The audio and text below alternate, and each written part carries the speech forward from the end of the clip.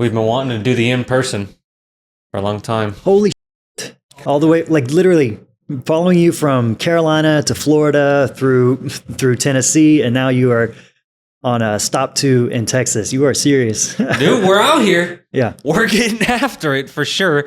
I'm glad to have the laptop. We can look stuff up. Yeah, I've been wanting to do this in person with you for a while. So many people even requested it because they loved our talks. For those that they might be seeing this podcast for the first time, we've done a shit ton of these together. I don't even know how many we've done together. At least 3. Done 3. I think. Yeah. And one of the things that we really have in common is we're really fascinated by... This is just my exposition of why we resonate. You let me know if I'm wrong. Uh-huh. The Bhagavad Gita, the Bible, the ancient texts, the Quran you've been into.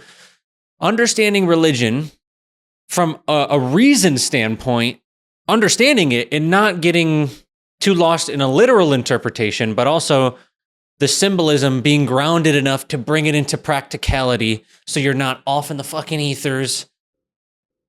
Finding that middle ground of symbolism, and I think we're both, maybe I'm fucking wrong, but we're both obsessed with the symbolism in these books. Yeah? Finding the common thread, right? Like a big part of the human experience is experienced through fragmentation and through sidedness, right? Like an us versus them, sort of right versus wrong experience that eventually starts to wear thin. And then where is the common thread? What is the common denominator, which would otherwise be called the truth?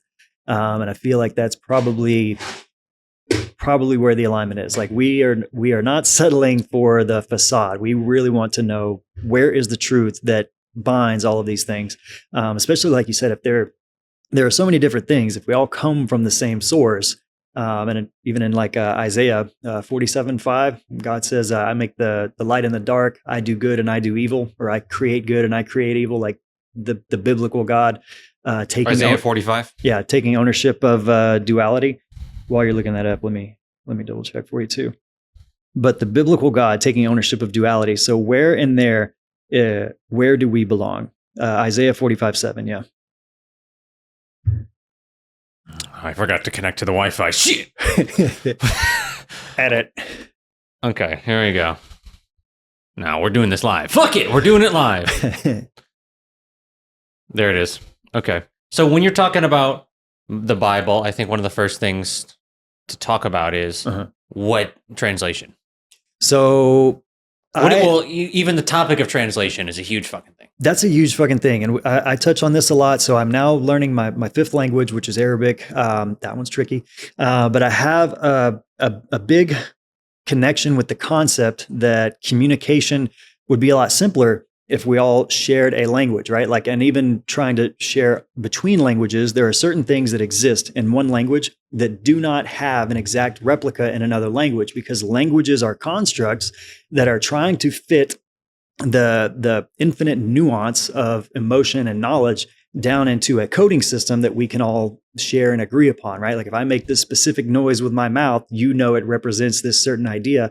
So when it comes to texts like that were written a long time ago, when even if it was in my language, if it was written in English, if it was written in England 600 years ago, it would still sound totally different than how we speak today, right? So etymology must be at least a pet project or a side passion for anybody who's really trying to study these materials. And I say study because the Bible, the Quran, any sort of like serious text regarding spirituality, one, you need to read through it and read the whole thing. So you've sort of like colored the framework, but then it has to be studied because like you were mentioning on the podcast you recorded yesterday, we chatted a little bit about earlier about lunch, about etymology. There are certain words that when you read the Bible were originally spoken in Aramaic or Hebrew, and then they got converted to Greek, which was a foreign language that didn't have exact cut and paste words, or words that are gendered and change the meaning based on the context. So having to sort of dial back from the English that we speak now. And all that to say, the books that I read, the one that I read the most is the King James Version, because that's the oldest English translation that I have access to.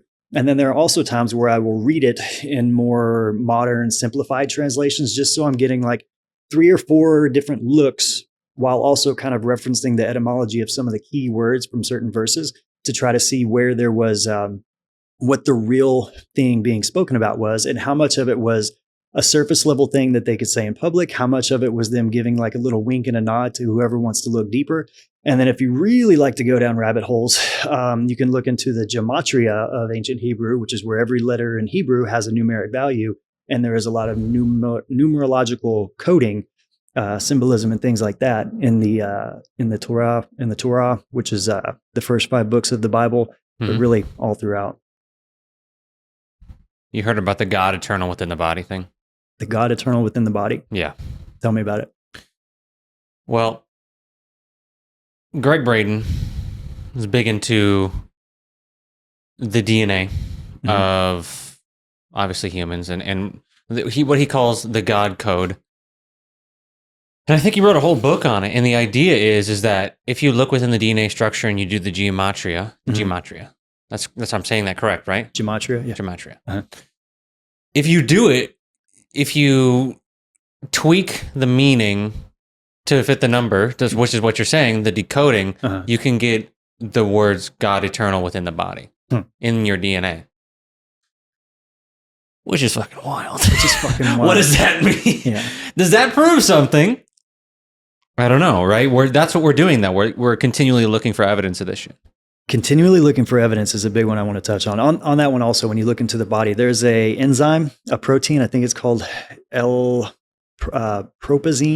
There's some enzyme that's shaped literally like a cross, and it's effectively the glue that binds like the material within the body. It is the protein that holds cells and things like that together, but is in the shape of a cross. So people like to point to that as evidence that God dropped codes throughout. What do you think God is? I know that's I'm trying to think of how to let that one fall into words.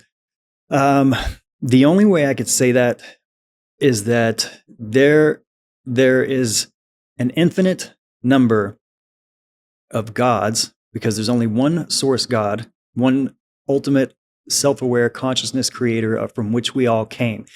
And as we are all on a journey of the ascension of consciousness back to awareness of self as the one, to ultimately then re-begin the whole process of this game that we play, wherever we are at in our journey, whatever concept we hold in our mind for the creator, that is the God that exists for us. Whether it's a father, a sky daddy that, people kind of, when they hear the Bible and they picture a dude in a robe with a beard, like deciding how things go. When people picture just a massive visual sacred geometry being creating. However, whenever people think it's a good God or a bad God or someone to rebel against or whatever, every single person has their own image, their own idea, their own feeling of what is responsible for all of this. And that is the God they are tending with. But as their frame of mind, as their evolution progresses, so does their image of God that they hold in their mind. So very rarely do any two people share the same idea and the same image of God in their mind. And there it is. That's my thoughts. Do you believe in God? Do I believe in God?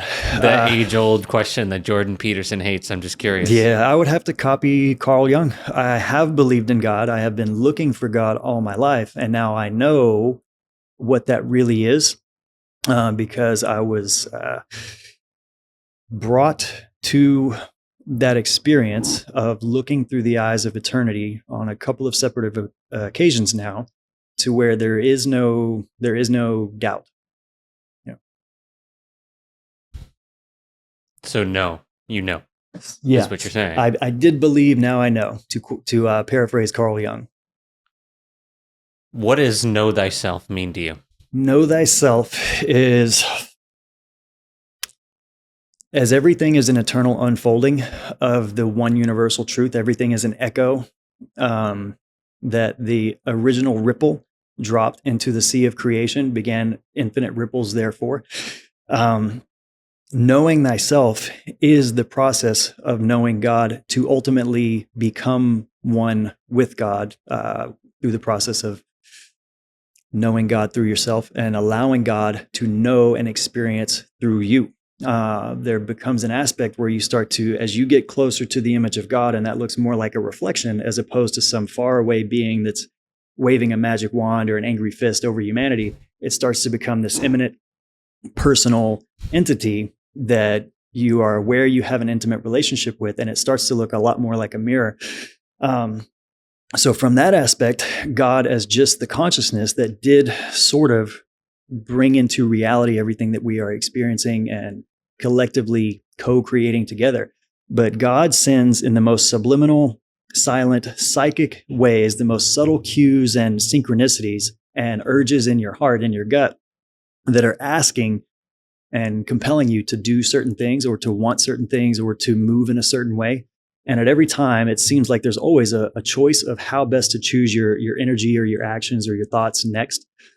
So those choices are effectively God whispering, hey, the same divine spark that I am is in you and animating you. And that same part of me forgets so that it can be in you and have an experience, right? But I kind of need that part without realizing that we're having a conversation face to face. I want you to just as imperceivably as possible pick up on this need that I have to experience this specific thing. And I can't know what it's like until you do it, because all of creation has come to this moment where you are unique. And the only way in all of history and all of eternity that this one thing can be experienced is if you please do it, because we are the body of Christ. We are the hands and feet of God, which is mentioned in the Bible. We are what was made manifest, so that God, the source creator, wishing to know and experience itself through creation, that's where we have that connection. But if God just dropped right down and said, do this, don't do that, do this, don't do that, that sort of ruins the fun for everybody. And it effectively, that's the idea people have of a God where there is friction and people being smited and people rebelling against God versus realizing it's sort of like God animating us and experiencing our life through us, with us.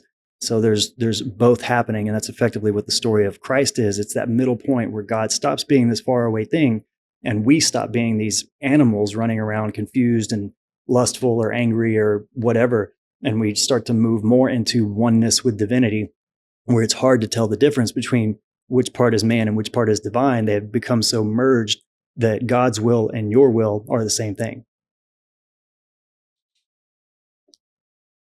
Damn. That profound. And I looked it up while you were popping off. Laminin or laminin is the name of the cross-shaped molecule. Yeah. And on that last point, God's will and your will are one. Mm-hmm. It's a powerful way to see it. Mm-hmm. And we were also talking at Texas Roadhouse about how the idea of God's will can be used to manipulate humanity. Yes. And we were talking about the Inquisitions, talking about the Gnostics. We were talking about, and I was saying how the Gnostics were persecuted because the way that they saw the world, and they were literally sacrificed in a way. Yeah. Like burned at the stake. Is that a sacrifice to a god? Kind of. Is that what they thought God's will was to kill and murder other people? Right. And so that's what under the guise of God's will, that's what the Roman Catholic Church, playing, the other side here, that's what the Roman Catholic Church did. And so I think the important point there is the discernment. How do you tap in to what is really God's will, or what your ego thinks and is using as a bypass mechanism to do things to people, because divine ordainment is unarguable and it programs people. Yeah. So what is that slippery slope? So what happens in the person happens in the collective, but in the collective, it's over a much larger scale. So when you look at entities or icons of people that are responsible for having a big sway over society, in this case, the church doing inquisitions and literally effectively sacrificing people. Jesus was crucified by, like I like to say, the religious industrial complex of his time. It's such a good term, dude. Now, here is where that complex loses its power. When people stop calling it when people stop assuming that the people doing what you consider bad are separate, because what they are is the personification. Those bad guys that are in charge, that are running things, are the opposite end of polarity of a consciousness, where there are a bunch of people who don't want to take responsibility for their own maturity, for their own evolution, for their own mistakes. They do not want to be held accountable for their own undergoing of ascension of consciousness, right? So they want to pretend that they're just stuck here, and they want to pretend that the religious body needs to be in charge and tell them what's up, because they're just the victims of the times, right? They can't comprehend this. We're just lowly people that would love to know God, but everything seems like such a mess. So they're the collective subconscious that is avoiding accountability, responsibility, and pursuit, the surrender to their ascension into their connection to God, and that are holding on to their experience of being asleep in the world, sort of like children at playtime. The opposite end of that, due to polarity, due to duality, that creates a body of people that have to reflect the opposite of that, which is, if you don't want to take accountability, we're going to take dominion over you, right? Like, we're going to, but not in a positive way, not the way that it would be if you understood what Jesus meant when he said, "My yoke is light." So as you just start to let go and accept that you are moving into a connection with God, eventually that connection starts to happen. And it feels like there are a lot less things in the world that really have any power over you, versus, and I spent a lot of time like this. I was a sucker for every end of the world theory. I can't tell you how many times I spent, like, literally awake at night when I was younger, worrying if today's the day that, like, some government agency or some foreign army, like, invades, right? And they come in the front door, and me and my wife and kids are at the mercy of something that's greater than me, right? Like, where did that all... Ex-military too. Yeah, I was ex-military. So why did I choose to go in the military? Why was that something that appealed to me? But I needed to explore a lot of energies there. But effectively, where that starts to merge, where people move out of that, there's a satanic elite group of pedophiles that run the world, right? And they're up to no good. And Prince, what's his name? King Edward? Like, that picture that he just dropped, his first official painting, could not look more like it looks like the picture from Ghostbusters when the guy's like the bad guy. It's like so over the top, clearly not benign. It looks so laughably, like, obvious, like these signs. It's a clown show. Yeah. So it's like, okay, well, yeah, he's an evil devil worshiper. But why is he an evil devil worshiper? Why can he run around? If we're all part of the same source, he can only exist because of people who aren't accepting the divinity within themselves. They're running from it because it comes with an ounce of responsibility. With great power comes great responsibility, but more often than not, you have to take the responsibility first in order to get the understanding and the power that can then come with it. Much like a lot of people that get, like, trust funds, they don't get to get their inheritance unless they are holding a job or graduate college or meet certain criteria by the parents that left it for them. So our divine inheritance, which is knowledge of the universe, like oneness with the creator, like a greater conscious awareness of what's going on, that is granted to us in doses as we mature into our willingness to accept the accountability and responsibility of our own ascension. Doesn't sound any fun. That sounds like the part that most people don't want. So that's like why that doesn't sell. It'd be much easier if we wanted to do, like, sex, drugs, or fear, or peddle fear stuff. Well, you know what also is easier? It's to believe someone else telling you what God's will is. Yes. All right, quick announcement. I've got one spot left for my men's group, Knights of the Round Table, which is a men's mastermind, a 5-man group. One spot left. I'm looking for one man. We begin in less than 1 week. Are you a man who is ready to lead in the online space? And you want to do that practically and take action, and you feel as though it's time to plant your sword into the ground and reverberate your truth and help and guide and be in service to humanity. This is the space to do so. It's an 8-week transformational journey to help you establish your kingdom in the online space, but also fully step into the king within. And that begins in less than 1 week again. So there are applications, and I am picky on who I let in. So you can schedule your consultation. your application below, and we get to chat, and we'll talk about the men's group, what it's about, and I'll give you a mind map to help you to understand the vision of what we will be doing. And so the link for that is below. Only one spot available. This spot's going to fill up quick, so if you feel like this is for you, I recommend scheduling immediately. I had to write down notes because there's so many different things that I just got from what you said. Number one, I wanted to look up that verse you mentioned. Matthew 11, chapter 11, 28 through 30, King James. I'm going to read it. Come unto me, all ye that labor and are heavy laden, and I will give you rest. Take my yoke upon you and learn of me, for I am meek and lowly in heart, and ye shall find rest unto your souls. For my yoke is easy and my burden is light. Mm-hmm. Is that the correct? That is the verse. Okay. So we're just going to make sure we hit that. Yeah. And there's two things here. God's will. How do you discern God's will? Mm-hmm. Or the egoic will? I think the first thing is this is going to be a call out in a sense. This is the harsh truth of Christianity.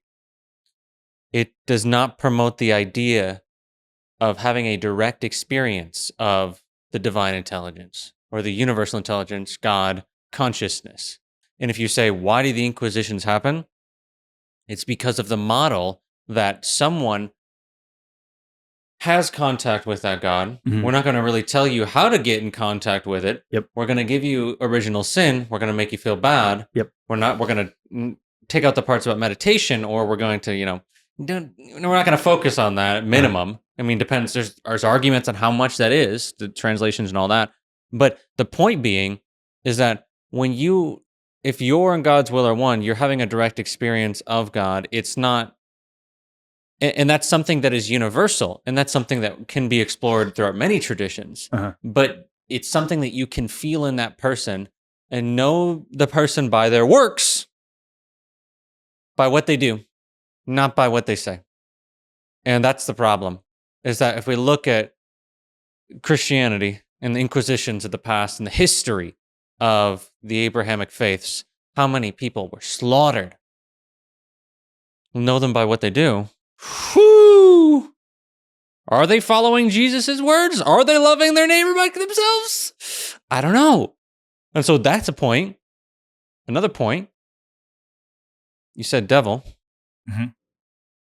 We need someone to pin it on if it's not us. If I'm not taking responsibility, or if I can't, or if I'm not powerful enough to deal with something, then there's got to be a culprit.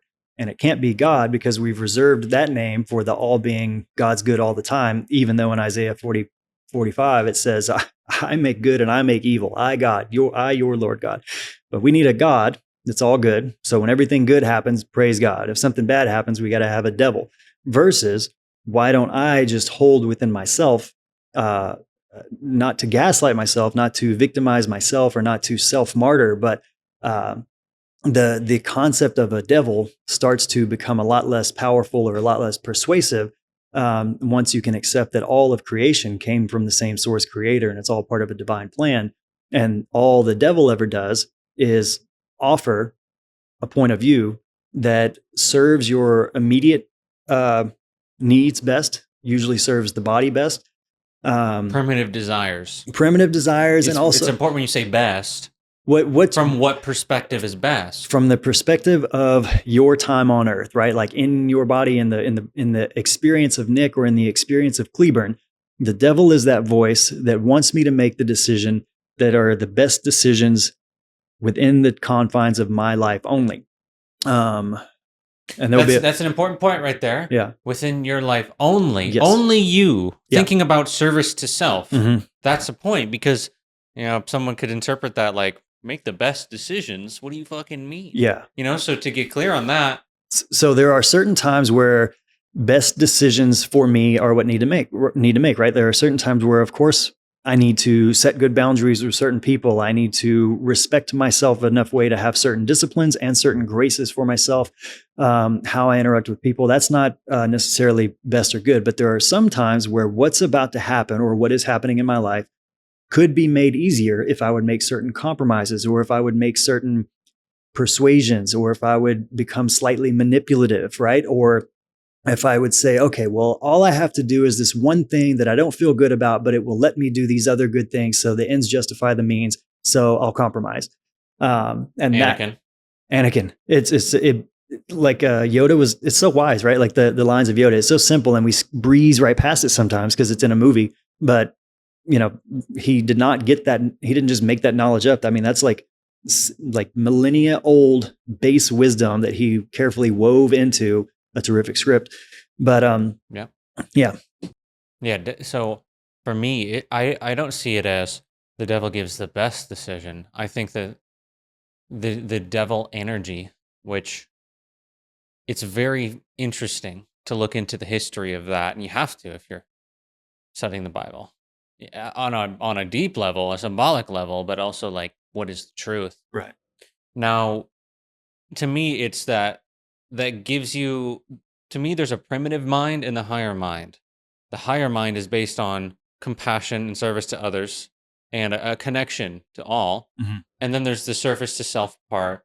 And to me, the option that the devil option to me is like a shortcut Mm-hmm. that people don't realize how much it costs, though. Because there's a big cost, and usually it's your morality. Usually it's your soul. Mm-hmm. And so I think it's important to recognize that best is subjective. Best was about. I meant that for someone who is as well-meaning as possible, and they're having a hard time while trying to be well-meaning. You're right. Best is subjective, and that probably wasn't the ideal term. But I get what you meant. Yeah. We've had plenty of conversations. Yeah. About that. Yeah. And the reason why I'm interested in that topic is because if we're talking about these people who are worshiping that entity, mm-hmm. I mean, what do you think? Is it real? Do you think that there's an actual energy? Do you think it exists?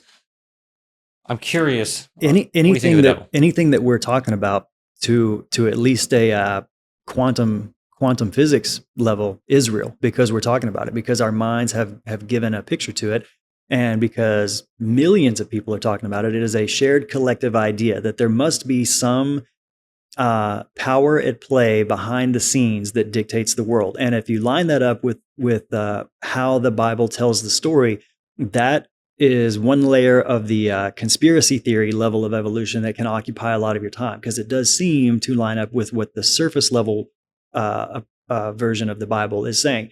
The Bible mentions that the devil is the god of this world, right? Like he's in charge right now. Whenever Jesus was in the wilderness fasting for 40 days, and the devil showed him all the kingdoms of the earth in an instant and said, I'll give you all these if you just bow to me. So that was Jesus wrestling with the ego. The devil is the ego. It's not a bad thing. It's going to be with you right till the end. But learning the difference between that voice and the higher calling, if you will, is sort of what it's all about. So people who look at the world and start to see that there's clearly like problems, evil, that sort of stuff, that becomes a space and an energy where they will stay for a while, because it flushes up a lot of fear energy from the surface. And it will stick with them. They will go through those conspiracy theories, those reasons to be afraid of the world and the power that's be, until it flushes more fear out of them, until they start to realize that there's literally nothing that can or will happen that has any effect on the eternal nature of their soul.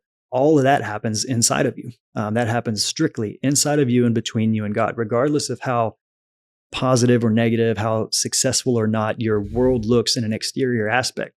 Everything that happens with you falls in line with know thyself and know God, until eventually the two become one, which is Christ consciousness. But again, the conspiracy theory things, like looking at all the what you could call evidence that illustrates clearly there are people running the world who are very nefarious. You'll stay there until the fear is flushed out, and then it's easy to also see, man, the world's filled with beauty, right? Like there's filled with the world is filled with enough evidence to support whatever story you want to tell yourself, while you move through the experience and the evolution of that aspect of the story. And things that cause you fear are part of the the overall story that we all have to go through until fear is released. Because for the most part, it all boils down to, in any given moment, are you choosing that is something fear-based, or are you choosing love? What are you choosing? Try to choose love most of the time. Sometimes fear is sneaky. It's buried under enough stuff that looks right. It's buried under enough right decisions and right actions that I think I'm doing right, until those, like we talked about at lunch earlier, there are certain times in my life where I have done right in the world and it yielded great results. And then all of a sudden those results just stop. Those doors just closed to me, until I had to sit still long enough to realize that the things I had been doing that were right and positive and served a purpose for a while were really motivated by fears, like self-doubt. They were fueled by worthiness issues that I thought I should correct and compensate by doing outwardly. And once those doors started closing and I had to figure out, why did things that used to, quote, work, stop working, it was so that I could get to the root fears and sort of bad programming that had been placed in me, or part of my motivation package, part of phase 1 motivations, fear-based, right? So I am always willing to be aware of where there is a hint of fear driving my decisions, so that I can make peace with it, so that I can give it its room to be seen, and let it be felt. And then fear subsides once it's not judged or ran away from. Where do you think fear exists? To add layers to the veil. Fear is an energy through which facilitates our ability to have experiences outside of simply being the one singular consciousness aware of self, alone in nothingness. It's a level. Yeah. It's a level in the game, right? Like it's one of the levels that must be cleared, and it's like an element that goes on through to the very end of the human experience. Do you think there'll be a point where we ever transcend fear fully? 100%. We all do. We all, and the Bible says this, we all, we are in an infinity loop of consciousness where we all can recycle until we are ready to stop fighting off the alarm clock that's trying to wake us up. That's a way that I reference it in my book, that people start to go through a spiritual awakening, super uncomfortable for almost everybody. Once that light clicks and people start to look around and things are bigger and they can see the universe, it's scary as shit, right? Like for most people. And that's effectively, we have been asleep in this version of reality in the story of our life. And there was a preset alarm clock, otherwise known as a spiritual awakening, that makes us sort of become lucid in this dream. And once that becomes aware, once you kind of gain your bearings and you are a little more awake in the world, then things start to make a bit more sense from there. But we all can't stay here forever. That's the whole point. Like, we can fight it off, and then the more someone tries to fight off their ascension, their call back home, their maturity into their highest self, and connection with God, the more that alarm clock has to like shake you awake. Versus if you just kind of like go along with it, the yoke is easy, the burden is light.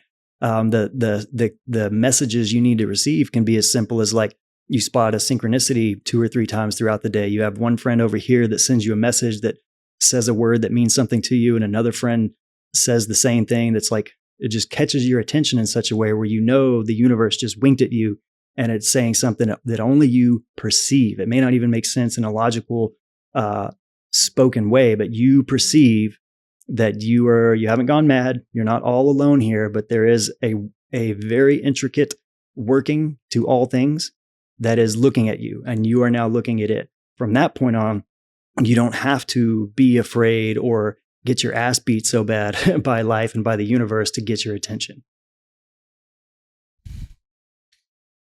Interesting, man. Very interesting. Yeah. Dan McKellen, Mm-hmm. seen him on TikTok? Mm-hmm.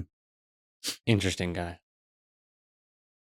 with the interpretations of the Bible. Mhm. I think he had something saying that. I'm going to make sure I get this right because I don't want to say somebody said something. After this, if you want, I'll show you the verses that line up that illustrate that everybody goes to heaven effectively. If you want to look at it like that. So you're saying in the Bible, Mm-hmm. There are verses that make that obvious, and Jesus says 2 of those verses. So what you're saying is that hell is an invention of the church. Hell is. This is another one reference to my book, but I mentioned that effectively what the Akashic records are just like a book. Like if we look at it, it's just sitting there, right? All of the story of that book, or if I had a DVD, the entire story is just sitting here. It's without time or reference. It's only when we start to like open it up and read it and visualize it, does it start to occupy time and space and become a real thing. So the Akashic records is all what you would call time, all that ever has existed or whatever, sitting like a book next to God. And at any point, that person who might have existed in hell, which is a frame of mind, or because somebody thought it, there may be a version of hell that's truly like what we picture in the movies and in the stories, but it's really a frame of mind. And that for eternity is on that page of the Akashic records, where the soul of those people has already gone up through, has already ascended through that, has already been brought back out of all of that and ultimately rejoined to the original creator. But the story of those moments of all things is always recorded so that it can always be revisited by the creator. So that is where how eternity works for something that exists outside of time. The alpha and omega is before the beginning and after the end. There is no frame of time, but we are here occupying what seems like a version of time. So every single moment, every single possibility is recorded somewhere so that it can be revisited at any time. And how do you think we got to the point where Christians believe in a hell, even though it doesn't exist according to the Bible? Right. The $1 million question. Right. I mean, obviously it makes references to like the lake of fire and stuff like that. And the Quran really beats you over the head with like, there's an eternal punishment. But why do Christians believe that? For the same reason that if someone is not a terrific parent and they're well-meaning, but when their 3-year-old wants something, they may offer them a reward or a consequence for their behavior. And at a larger scale, that's what humanity was given, because in the beginning there was, in the Garden of Eden, mankind and God were chilling together until they ate from the tree of knowledge and then began the process of experience through duality. In some versions they call it that, the tree of duality. So from that point on, several generations later. So after Adam and Eve have several children, if you'll notice in the book, in the Bible, each of their children are sons. So it's pretty hard to repopulate the earth with a bunch of dudes. Each of their sons, being several hundred years, represent ages of mankind's consciousness. For example, they had 2 sons first, Cain and Abel. Cain killed Abel. That was representation of the higher self losing out to the lower self, to the carnal-minded self, and that was the way the world was running for a while. Cain left the village after God kicked him out and took a wife, meaning there was somebody outside of Adam and Eve that existed. There were villages of other people. So he went and took a wife, and he built the first city, and he named it after his son Enoch. There were 2 Enochs in Genesis. There was Cain's Enoch, and then there was another Enoch. But Cain's Enoch had sons who taught humanity how to farm, how to do metalworking, how to make and play musical instruments. So basically that indicates for those several hundred years that humanity was going through a phase of learning some of the basic technologies and stuff like that. Now, for the fun of like conspiracy theories and stuff, we could tie that into like the fallen angels that showed us that or whatever. Angels are more obvious expressions of God outside of just the pure source God, but not quite a human. It's that light body state of consciousness that's able to intermediate and interact with both levels. So they're literally messengers. Did I get off topic? No. How did mankind believe in hell? So Adam and Eve represent mankind. Adam is mankind. That's literally in the Bible, by the way. If you go to Genesis chapter 4, when it talks about people and it says Adam, and then where you have to kind of study what the word meant, the word they're using for Adam was originally a word that meant mankind. And Eve is mankind's connection to spirit. Otherwise, you could call it intuition. But from there, God started to become separate after several generations, after several ages or spans of human consciousness. God became so separate and vengeful. God, according to the Bible, regretted making mankind. So mankind in its earliest stages of consciousness was just like a child that needed consequences and rewards. But as it matures, as it becomes more on the level, as it grows its way into Jesus, so does the consciousness of God start to move closer and closer to man as man moves closer and closer to the divine self. It reminds me of Dan McKellen, like I was saying. He was a Bible scholar, by the way. Uh-huh. He was talking about how the reason why the Bible survived for so long is because it's a choose your own adventure book. You know, you can just, for any person, any level of consciousness, it's going to suit. There's verses in the Bible that you will find that fit how you see the world. Uh-huh. Yep. There's tooth for a tooth. There's eye for an eye. Check this one. Then there's love. And then that's the whole message of the New Testament, right? Like, isn't it interesting how it contradicts? Yeah. The whole Old Testament was a process of like God stepping in and spanking his children, right? Like being an angry father. Yeah. That was the whole Old Testament version of God. And then we get to the New Testament after Jesus comes. It's literally all love. It's literally service. And then in 2 Corinthians chapter 3, check this out. Yet even today, when they read the books of Moses, a veil covers their minds. But whenever a person turns to the Lord, the veil is taken away. The Lord is spirit. Wherever the Lord's spirit is, there is freedom. As all of us reflect the Lord's glory with faces that are not covered with veils, we are being changed into his image with ever-increasing glory. This comes from the Lord, who is the Spirit.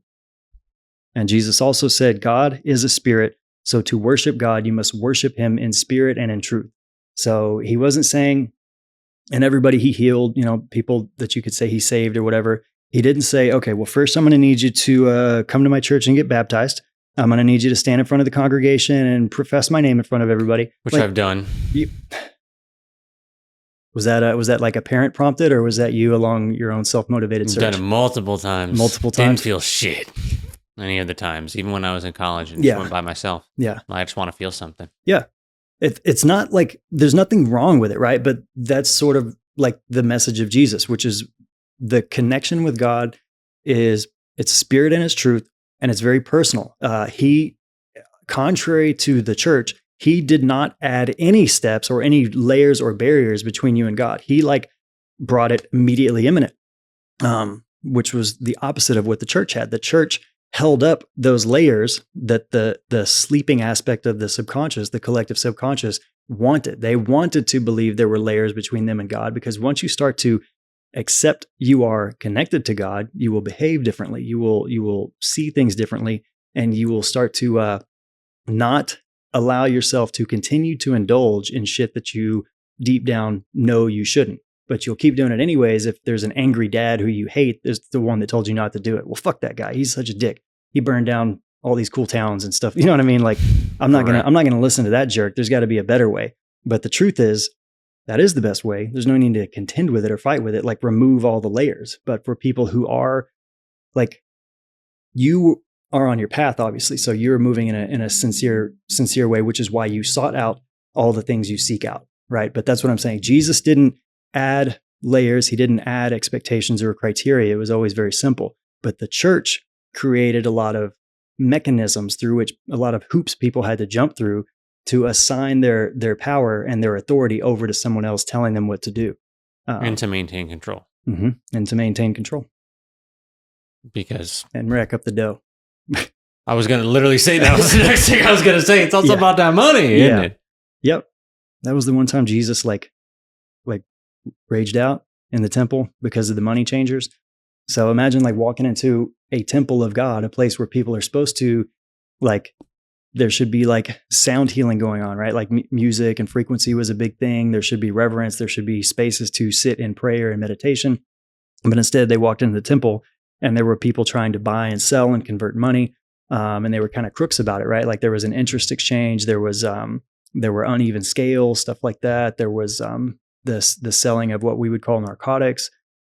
So in a physical temple, but also in our temple, that's the one place where Jesus will flip your fucking tables over. If like you have converted what is supposed to be holy and what is supposed to be an avenue back to divinity, and people start to pervert it into how to get immediate, like worldly gains is a good thing. Jesus talks a lot about like money and happiness and fulfillment and, giving abundance, not just abundance, but like the whole press down and flowing over thing, which is like, you'll get way more than you ever could have thought of. But it's seek ye first the kingdom of God, and then all these things will be added to you. So it's as long as like my integrity and my pursuit of the truth and connection to God comes first, then whatever else happens is irrelevant, right? Like if I have a shitty day or I have a great day, that's not so much the point, because I didn't start to compromise myself in pursuit of nonstop good days and nonstop, a nonstop ever increasing of what I would consider more of what was good. And I want to go back a little bit. Matthew chapter 21, verse 12 and 13. And Jesus went into the temple of God and cast out all them that sold and bought in the temple, and overthrew the tables of money changers and the seats of them that sold doves, and said unto them, it is written, my house shall be called the house of prayer, but ye have made it a den of thieves. Yeah. That's what you're talking about, right? Yeah. From a historical standpoint, the money changers had unscrupulous business tactics. It would be like nowadays if you look at someone who does like manifestation coaching. That's right. I was going to reference like payday loan places that have like 20% interest. You know what I mean? Yeah. So they're moving into a place where they are running the church, and who especially goes to church? Sometimes, I mean, you see like in America, there are, baller ass churches with extremely affluent people. But a lot of people are at a place. Shout out Joel Osteen. Shout out Joel Osteen. But there are a lot of people who are coming to church, who are coming to spirituality, who are looking for guidance because they feel lost. They've started to experience that sense of loneliness, no matter who they're around, and they're wanting some answers and they're wanting some connection. And so when those people show up in a church willing to trust and willing to do what they're told in pursuit of what we all do, everybody has a hunger, has a spiritual hunger. Our souls must be fed. So that's what he was talking about. Like people leveraging that over, you could call it younger souls or whatever, for personal monetary gain. That was where Jesus was like, I'm going to fuck this shit. Yeah. Manifestation coaches is like, again, I don't want to like put out a blanket like thing where I dislike, but because there's a certain time and place where grasping the concept of quote unquote manifestation serves a purpose. But I believe it's just to get you in touch with the fact that there is a divine orchestra of things that move in the God moves in mysterious ways, and there is a way to connect with that.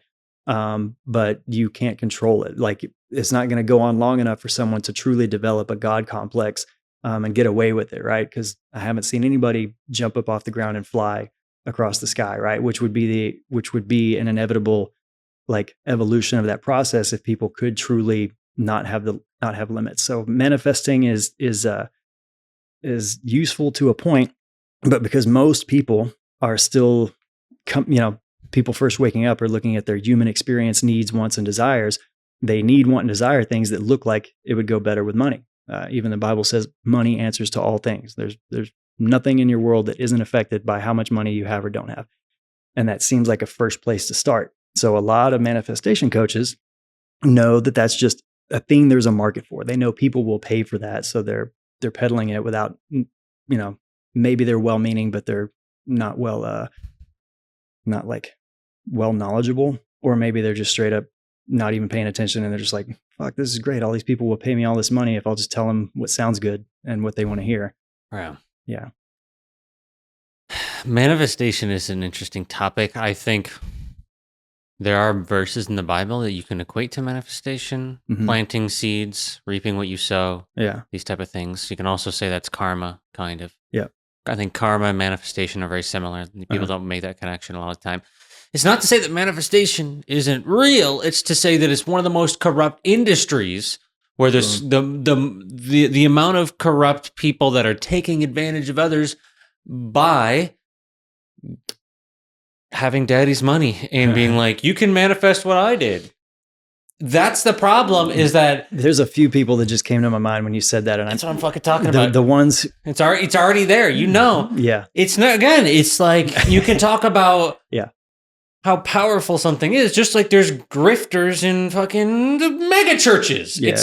There's going to be bullshit in almost every topic. And I just think manifestation is one of those, because it's easy to fake it because those people are a lot of times desperate. And in desperation, you take advantage of people. Yeah. And so, well, I'm not saying you, but people get taken advantage of. Yeah. And so, I talk about how you can create your reality. Yeah. And I'm not saying, again, that manifestation isn't real, but it's just that we got to be careful with the people that we're listening to. And that's in every area, but especially. I talk about it a lot too. And it ultimately, I believe, ties more back into alignment with the divine, reaching a point where your will and the creator's will are the same thing. We did this on, I think, our first podcast, and I know we breezed past it, so we didn't get much into it. But if like you're making me think of I and God are one. Yeah, Jesus said, "On that day you shall know that I am in the Father, and you in me, and I in you." What do you think about that? Because what's the next part? You remember the next part of that? What was it? It's in John, right? I'm gonna look it up, but I thought it was like no one can get to heaven through me. Yep. So if I'm the way, the truth, and the light, no one gets to the Father except through me. What do you think about that? And what do you think about the people who? I mean, that's the literal interpretation. The basis of a lot of Christianity is the savior complex. What would you say to someone as obviously you're interested in the Bible, you study the shit out of it, but you're actually trying to figure out the truth? What do you think about the savior, Jesus? You only get to heaven through Jesus. Is that literal? So Jesus never once told anybody to bow to him, to worship him, to admit him as greater than them. He did declare, like, like Solomon was wise, I'm wiser. John is the greatest among men, but he's not even the least in heaven, right? Like he sort of like was trying to give everybody some scope. Like, when you're strictly in the 3D view of the world, I'm telling you guys, like, I and the Father are one. I'm speaking directly on behalf of the Creator, and I'm telling you stuff that hopefully you can get. But that was him speaking as the Christ. Christ means the anointed one, right? So he wasn't saying, hey, me, Yeshua, the carpenter from Nazareth that the people in my hometown wouldn't listen to. And while I was there, I couldn't do any good works due to their unbelief. That's in the Bible.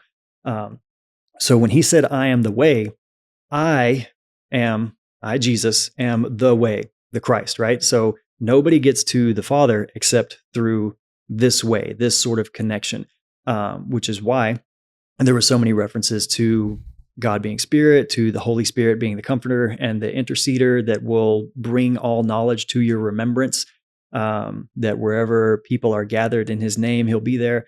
That doesn't just mean people can treat prayer like God's some genie in a bottle. And if they say, in Jesus' name, amen, it's a magic word to get the genie to pop out and do what you ask. It means that as people move more into a relationship with this, that same spirit, that same sort of Christ anointing becomes part of them as well. They become Christ-like and become one with God through their own relationship that develops over time, which is why he said, if you think all this stuff I did is great, greater works than these will you do. So he was never trying to say that that I, Jesus, am the end of it, right? That's my thoughts. That's a tough one. It's a tough one. It's a place where everybody will and everybody seems to do it, circles back around to look at it, right? Like there's no meaningful or credible religion or philosophy in the world that does not speak positively with reverence towards Jesus the Christ. This like again, I mentioned to you earlier, I've started reading the Quran, which to my amazement, the ideas that I thought I had about that, or even after having had many like Arabic and Islamic friends and stuff like that, but never really getting into it, I thought there was some vast difference on what was being spoken about. But that ties back into the language and etymology and translation thing. So obviously Allah is Arabic for the creator, the Most High, right? Like Persian was Ahura Mazda, the supreme creator, what the Zoroastrian said. Really interesting that is. And in the Bible, they didn't say God. That's an English word that didn't exist at that time. They would have said Yahweh or Elohim or Adonai or any of these other Aramaic and Hebrew words for gods, which was usually referenced in a plural, gods. And in the Quran, it's usually referenced, it's called we, like the plural, when it's God speaking to the Prophet Muhammad.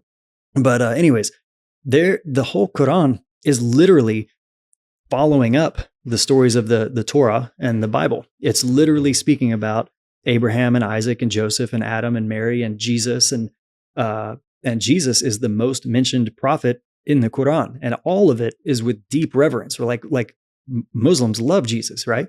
There are slight differences on the crucifixion, not slight. There's a major difference in the crucifixion story between the Quran and the Bible, but all that to say, they're all trying to say the same thing. And the centerpiece of all of these stories, that's worth revisiting, even in, like Buddhism and stuff like that. Like there's no slander, there's no omission of Jesus. And the reason for that, the reason we live in the year 2024 since Jesus lived, is because that story is the glue that binds this infinity loop of consciousness together that we are on. And as people move back and forth through the light and dark of this infinity loop of their consciousness of ascending, they keep going back through that center, which is Christ on the cross.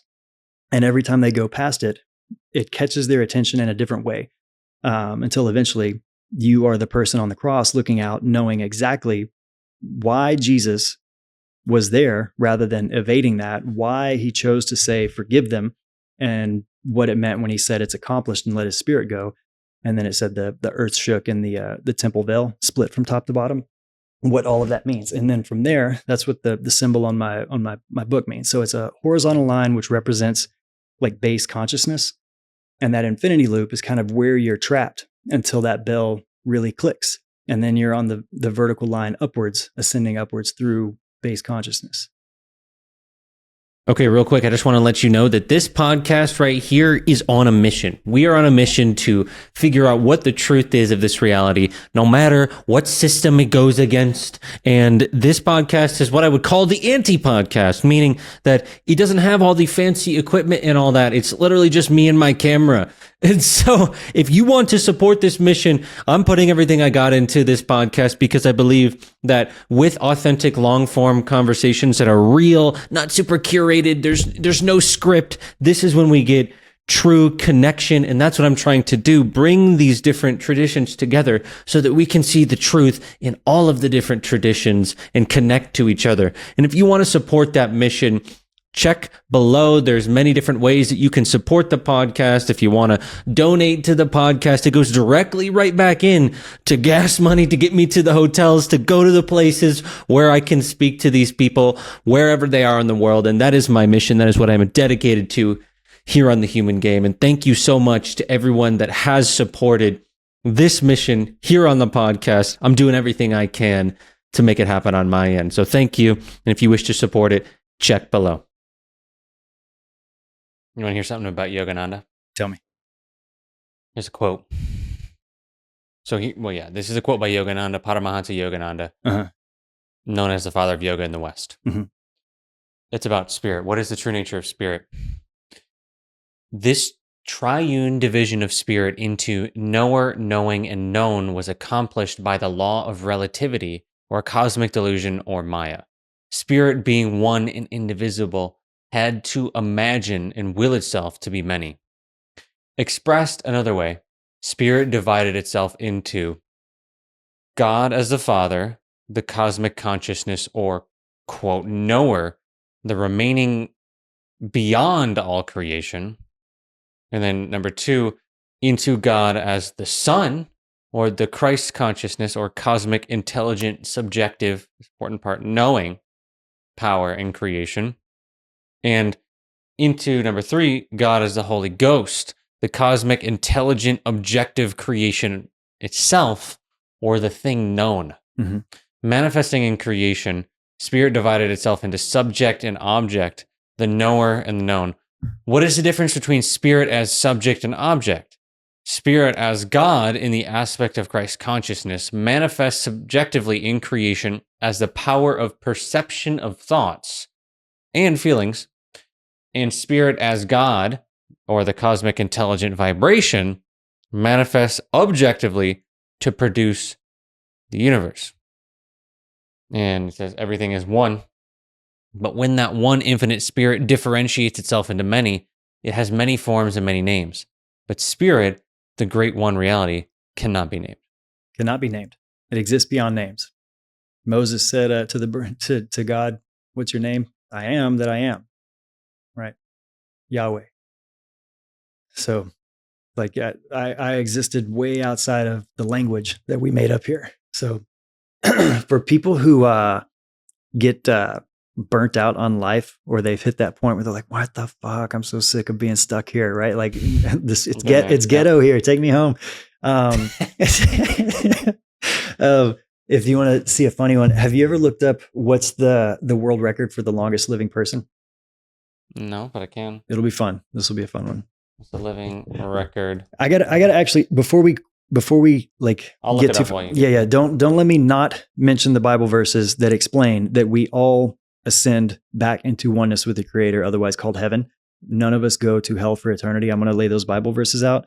But also where this is going is me sort of pointing out that time isn't real. I'm going to give some Bible and Quranic references. You just want to do that, and then we'll get back to this? This is part of it. And then also this ties into the CIA Gateway document. Mm-hmm. Yeah. But the longest living human recorded should be right around 120 years and some months, right? We got 122. Yep. Now, Jean Louise Kelman. Now, if you Google God reduced man's years and see what that number is. 120. 120. So that's in the Bible. That was how many thousands of years ago that the Bible said God reduced the life expectancy of humanity to 120 years. That was after the several generations of mankind that was living for hundreds of years.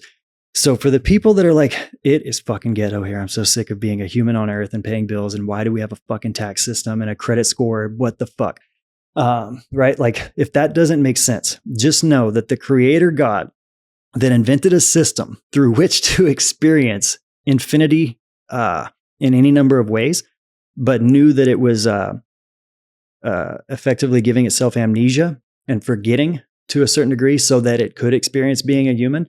Imagine being a human that had no clue that you were connected to divinity other than this God guy that shows up every now and then and burns your village down when you and everybody have decided to be like sex fiending pagans, right? Like, we were having fun, man. Why'd you come burn our village down? And then you do that for 700 years. And then you go back to being yourself as God. And you're like, oh, that was a long fucking time to be a human. I don't like it that long. So it said God regretted having created mankind, and it did us a favor by reducing the life expectancy to 120 years, lest we add more sin or karmic debt, quote unquote, more life cycles to have to go through to work through lessons that we piled negative grades on ourselves through the first 700 years. You talking about Genesis 6:6? Yeah. How about them apples? I mean, you're right. It repented the Lord that he had made. That's interesting wording. That's actually how it says. And it repented the Lord that he had made man on earth, and it grieved him in his heart. He was grieving making man. Yeah, I messed up. my little pet project here is going wrong. Anybody out there that's ever trying to create anything in the world and feels like you're having to finesse it and it's not quite right, just know that that's part of the creative process, apparently. According to that faith, but I don't buy it personally. Yeah. I don't buy it. I don't buy that God would create. If you're That's intelligent, yeah, God doesn't make mistake. God how didn't, could you make it that type of mistake? And then that's why I'm listening to, I told you earlier, I was listening to the Nag Hammadi library and the Gnostics and them saying that the God of the Old Testament is actually evil. Yeah. That's the belief. Mhm. And it's extreme. I'm not saying I believe it. Yeah. But it would make sense He was in this context to have a God that says that it regret and it makes mistakes. Yeah. It was a very like Greek mythological God. It was wrought with human personality and a shit ton of ego, right? Like that seems fair. Because like we were saying, the Bible is the story of the evolution of consciousness, whereby there's a beginning and then the game begins, and then man and God are very separate. And then it's the process of moving closer together. So no, I don't believe that the creator God necessarily made a mistake or regretted something, but adjustments along the way as part of the infinity loop. Oh, why does this tie into time not being real? Was that the one we're going to do first, or the no hell first? Whatever you want, brother. You got plenty of time. No hell first. Right. I mean, the no hell, I was actually trying to get at that with, I think, the devil. The devil. That was where I was going with that question. I was going to get to like, what actually about hell? I think that's the most important part. Yeah. I'm not having any luck. I was trying to find, if I'm looking at my laptop a lot, I was trying to find the Dan McKellen, like an actual blog about him. I know he has a lot of videos on TikTok, but I wanted to read it, but I just couldn't find it. So there's an Old Testament verse. I'm gonna read this Jesus quote first, and then we'll get back to it. But this was a week before his crucifixion, when he's at the Passover meal with his disciples, and there's a big event going on. Like him and his inner circle are sitting down. The Pharisees and other people are asking the disciples if they can visit with Jesus, and he's kind of not taking any guests at this time, but he's talking to his disciples. And this is a week before his crucifixion. And he says, "And I, if I be lifted up from the earth, will draw all men unto me." Men meaning mankind, but all. He said all. He didn't say some. He didn't say those who believe. He didn't say those who get baptized and pay their tithes faithfully and blah, blah, blah. He said, "I will draw all men unto me if I be lifted up," which that did happen. And anybody who considers himself a Christian, or at least in the path of wanting to believe that the story of Jesus, he didn't tell any lies, he wasn't bullshitting, well, then it's not a lie when he said, "I'm going to draw all men unto me." There's another verse he mentioned where he's talking about the parable of the shepherd has 100 sheep and one runs off. Will he not leave the 99 to go get the one that is lost, and rejoice more in finding the one that was lost? And he says, "It's not the will of my Father that any one of these should be left behind." So that's a reference to the fact that all of humanity, like God takes great joy in nobody being left behind. Because if we want to look at all of ourselves as an aspect as the one creator, then it is just that one creator playing a game, and it doesn't reach perfection until every single thing comes back home effectively. So those are two quotes from Jesus that we'll circle right back to. But if I be lifted up, will draw all mankind unto me. And it is not the will of the Father that any of these should be left behind. So hard to think that the will of God won't be done, since that's also mentioned several times, that not one tit or tittle will pass away till the will of God is complete, that sort of thing. But where does that come from? And I've touched on this before for another reason, but in the book of Numbers in the Old Testament, old school Hebrew, everything that openeth the matrix in all flesh, which they bring unto the Lord, whether it be of men or beasts, shall be thine. Nevertheless, the firstborn of man shalt thou surely redeem, and the firstling of unclean beasts shalt thou redeem. Man or beast, clean or unclean. Now, under this context, we can infer that the matrix means a womb, right? Like anything that is born, the first of it, we would commit to God. Now that verse gets referenced later in Luke 2:23. This is after Jesus is born. So they're talking about Mary. And so they brought him to Jerusalem to present him to the Lord, in parentheses. As it is written in the law of the Lord, every male that openeth the womb shall be called holy to the Lord. So in the New Testament, anytime they like quote something that's several hundred years old, over 1,000 years old, in the New Testament, it's important to realize they're not just referencing it for no reason, right? Like nothing is just haphazard throughout the Bible. So them referencing that means to point out, okay, so originally it was talking about man and beast, clean and unclean. Now here's Jesus, the Savior, the most pure. And all it says is every male that opens the womb shall be called holy to the Lord. Every, forget the male part, right? Like that's just at the time it was written. But we can infer that originally it said every clean, every unclean, every one of human, every one of beasts. So clean and unclean, that's just back to the Cain and Abel. That's to the higher self and the carnal mind itself. That's the spiritual connection, and that's the earthly connection of ego, flesh, all that sort of stuff. So originally it was written that both are going to be committed to God. And now it's referencing that again. So Jesus came, it's referencing that everything gets committed to God. Jesus is here, and through his story, who does he sit with? Who does he save? Who does he hang out with? Literally everybody. The Pharisees were giving him shit. Like, why does he sit with tax collectors and these people? And he's like, well, who needs me? Right? Like the who's in need of a physician, the sick. And then back to the verse of, if I be lifted up, I will draw everyone unto me. And that it's not the will of the Father that any one of these should be left behind. So there's a couple of traits. I mean, there's way more, but these are like what I've boiled down to the easiest ones to at least make some sort of light bulbs go off if people want to look into it. But that was a big message of Jesus that, hey guys, we're all going home eventually, but you kind of put it off to some degree by like resisting the process of your evolution of consciousness. Woo. Last one, last little tie into that. So Jesus praying the Lord's Prayer in Aramaic, the direct translation to that. Let me find it real quick. I could find that too. Yeah. So the final verse, this is the like, "O Father, hallowed be thy name." And on our last podcast, I mentioned that the first word that we call Father, Jesus actually said Abun. Abun de Bishmael was what that starts with in Aramaic. And Abun is a conjunction of Abba, meaning father, and Woon, which means womb. So he didn't call him father. He said like parent, creator, father womb, right? Like he was inferring a mother and father couple in one. But that's how it begins. It's already off the mark. So the final part of that, though, the final verse, "For you are the ground, the fruitful mission, the birth, the power, and fulfillment, as all is gathered and made whole again." And so it is.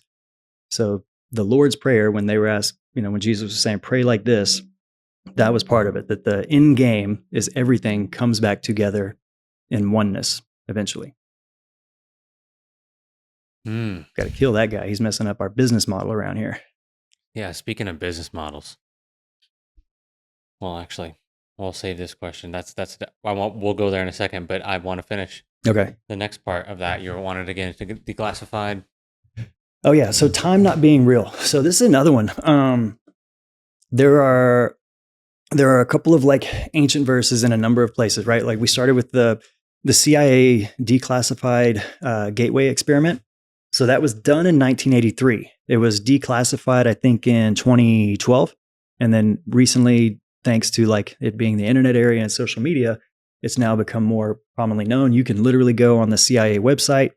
And that was the first I ever saw of you. This was over a year ago, like maybe way over a year ago, but it was one of your videos on this, which was what got me started looking into it. You did a terrific video, a couple of them. Shit, man, I got to do it again.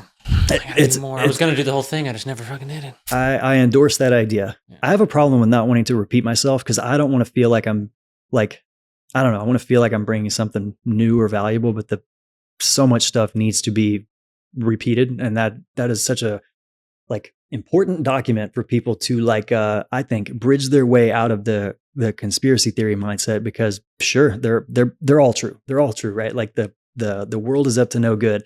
The CIA in 1983 has documents you can find on the CIA website. I have them. I Yeah. have them pulled up. Nice. So what part do you want to cover? Just in short, the way that I think it's on page 5, how they point out I'll that, pull it up. yeah. For anybody listening to this, by the way, if you go on the CIA website, it's missing page 25 of the document. So you'll have to do a little Google search and find that one somewhere I already else. have it. And of course, that one's like a super, super important page. Well, I can literally read it too. Yeah.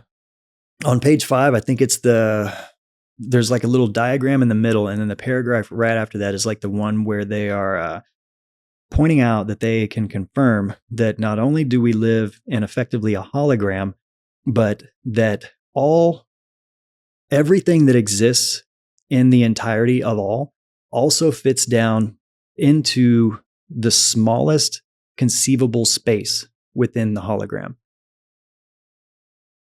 I think that's way later on, but yes. Is that the wrong page? It is the wrong page, but yes. So for those that haven't studied this document, which again, I'm going to go back through it. I have a feeling that it's something I'm going to do. And so when that does come, we'll put a card on that and we'll put that in the description. But Okay. So my point is if you haven't read this before, what it is it's a study done by the 3-letter agency itself, right? Yeah.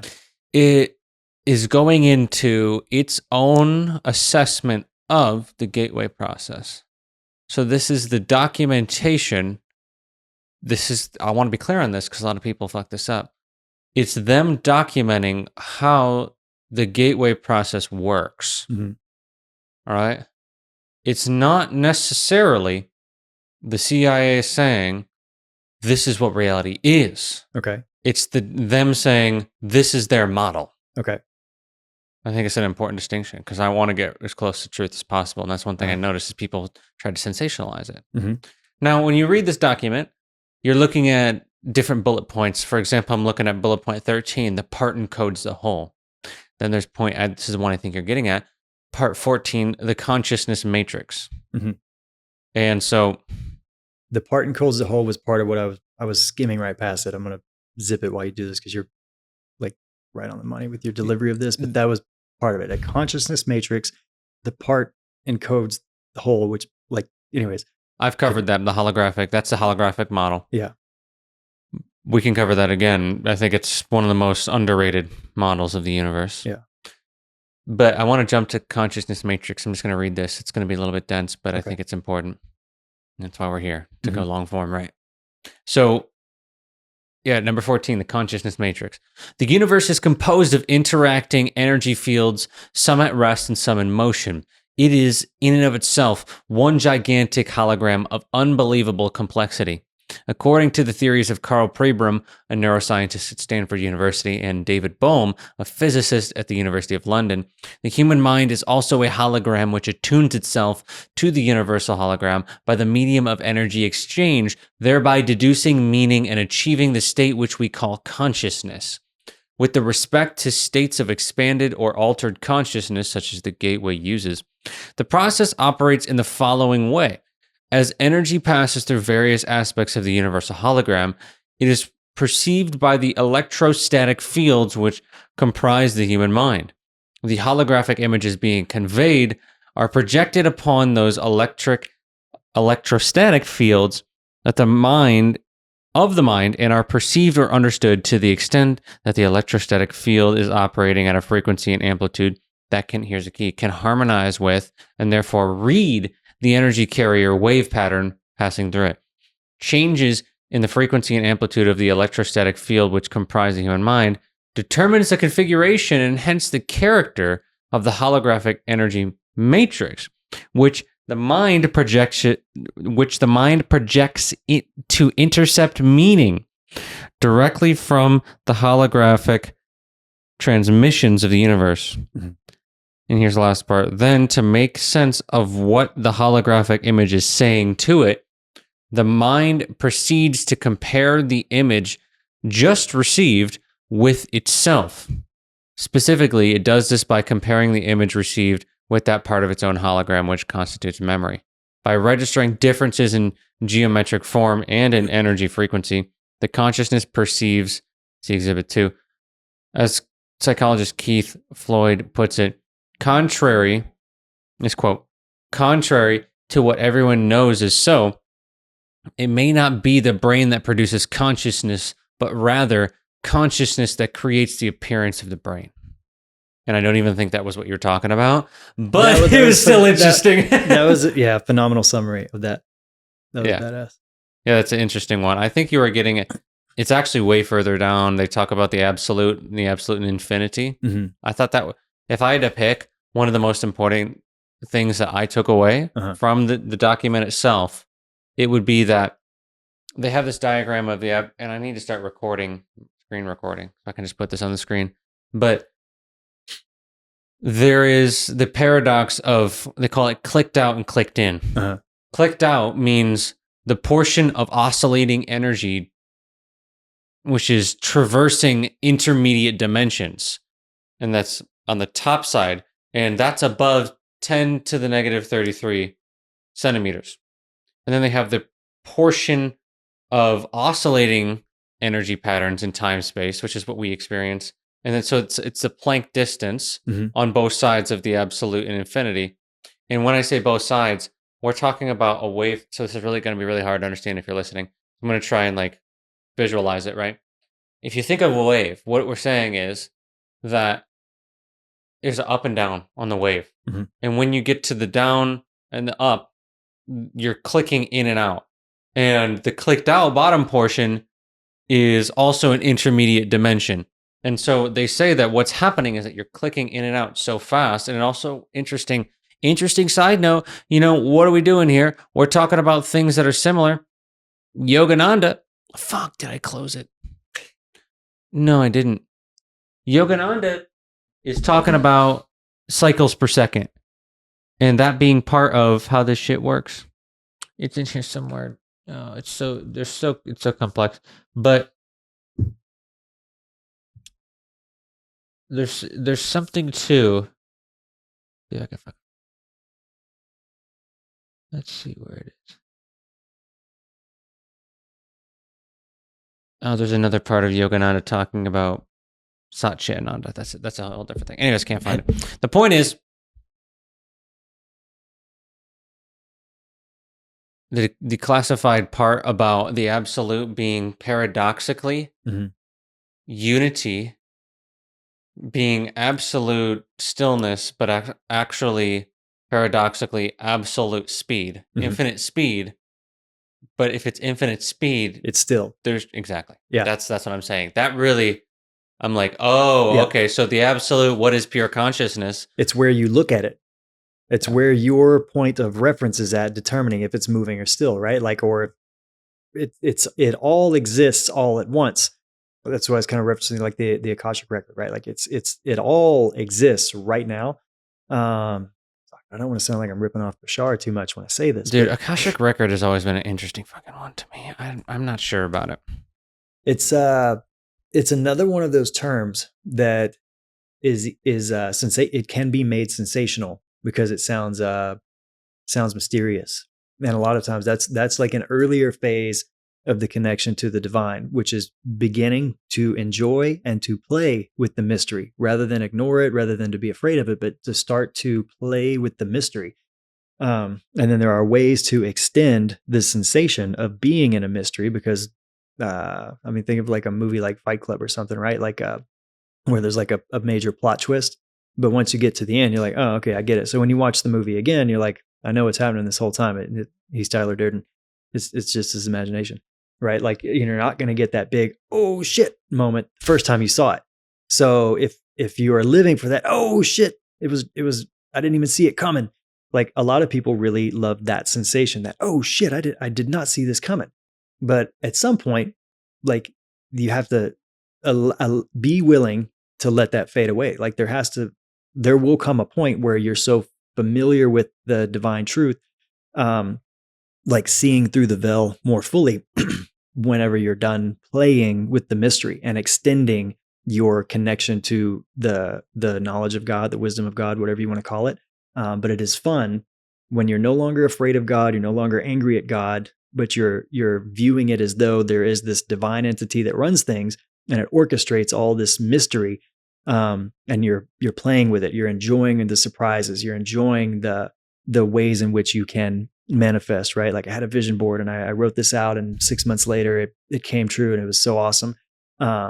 Like there's a fun phase of that, and then there becomes like a true knowing of the mechanics of how that work and what it means and what it's for and all that stuff. And the mystery's over. You've seen Fight Club 19 times, and you're like, all right, I can appreciate it for other reasons, but it does not surprise me or thrill me the way it once did. I think that's the point of why we forget. Yeah, for fun. That's a fucking hard one to wrap your mind around. It's not fun most of the time. It seems not fun most of the time. Yeah. Yeah. I want to go back to God. Okay. Real quick first, can I time not being real? Yep. Finish. Okay. So in Leviticus, when he's laying out the laws and the rules, most of the laws, and they call them sin, the word sin, the etymology of the word sin means to be off the mark. It doesn't mean like you're a bad person. It doesn't mean like you're being like, you got one foot in hell. It just means like there's a lot of things in there that are basic hygiene practices, right? Like these are a group of people that are like early consciousness, right? Like, and they're trying to establish right social etiquette. Like the no tattoos thing. That's more of a hygiene thing than it is a matter of moral rightness and wrongness. But there's a verse in there that says, don't mix linen and wool. And that seems like a peculiar thing to make a rule about, like stupid fucking Bible, just making up rules, right? That's one of those places where the first time you read it, you're like, see, I knew it. This whole Bible thing is bullshit.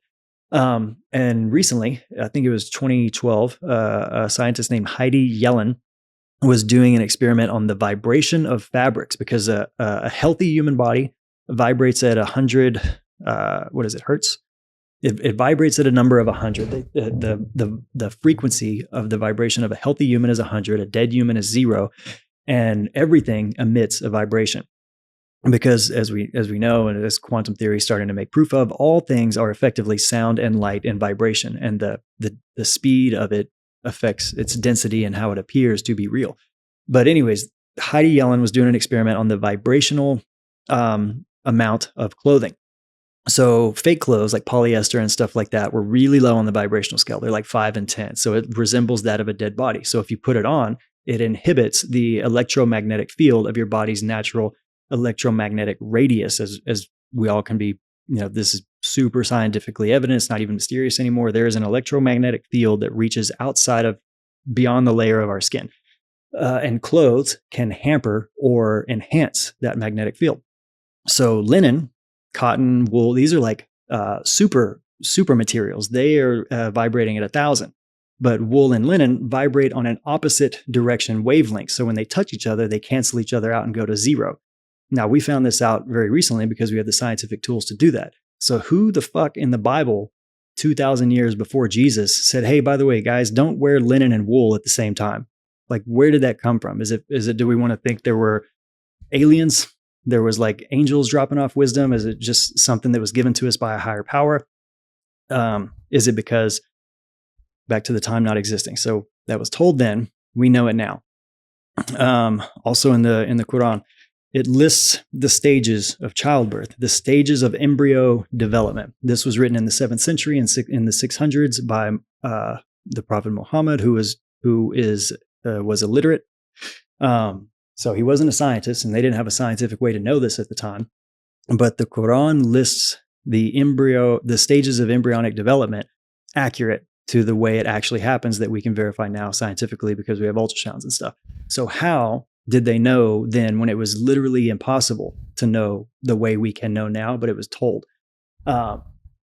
So, and then also tying back to the Gateway experiment, the fact that happened in 1983.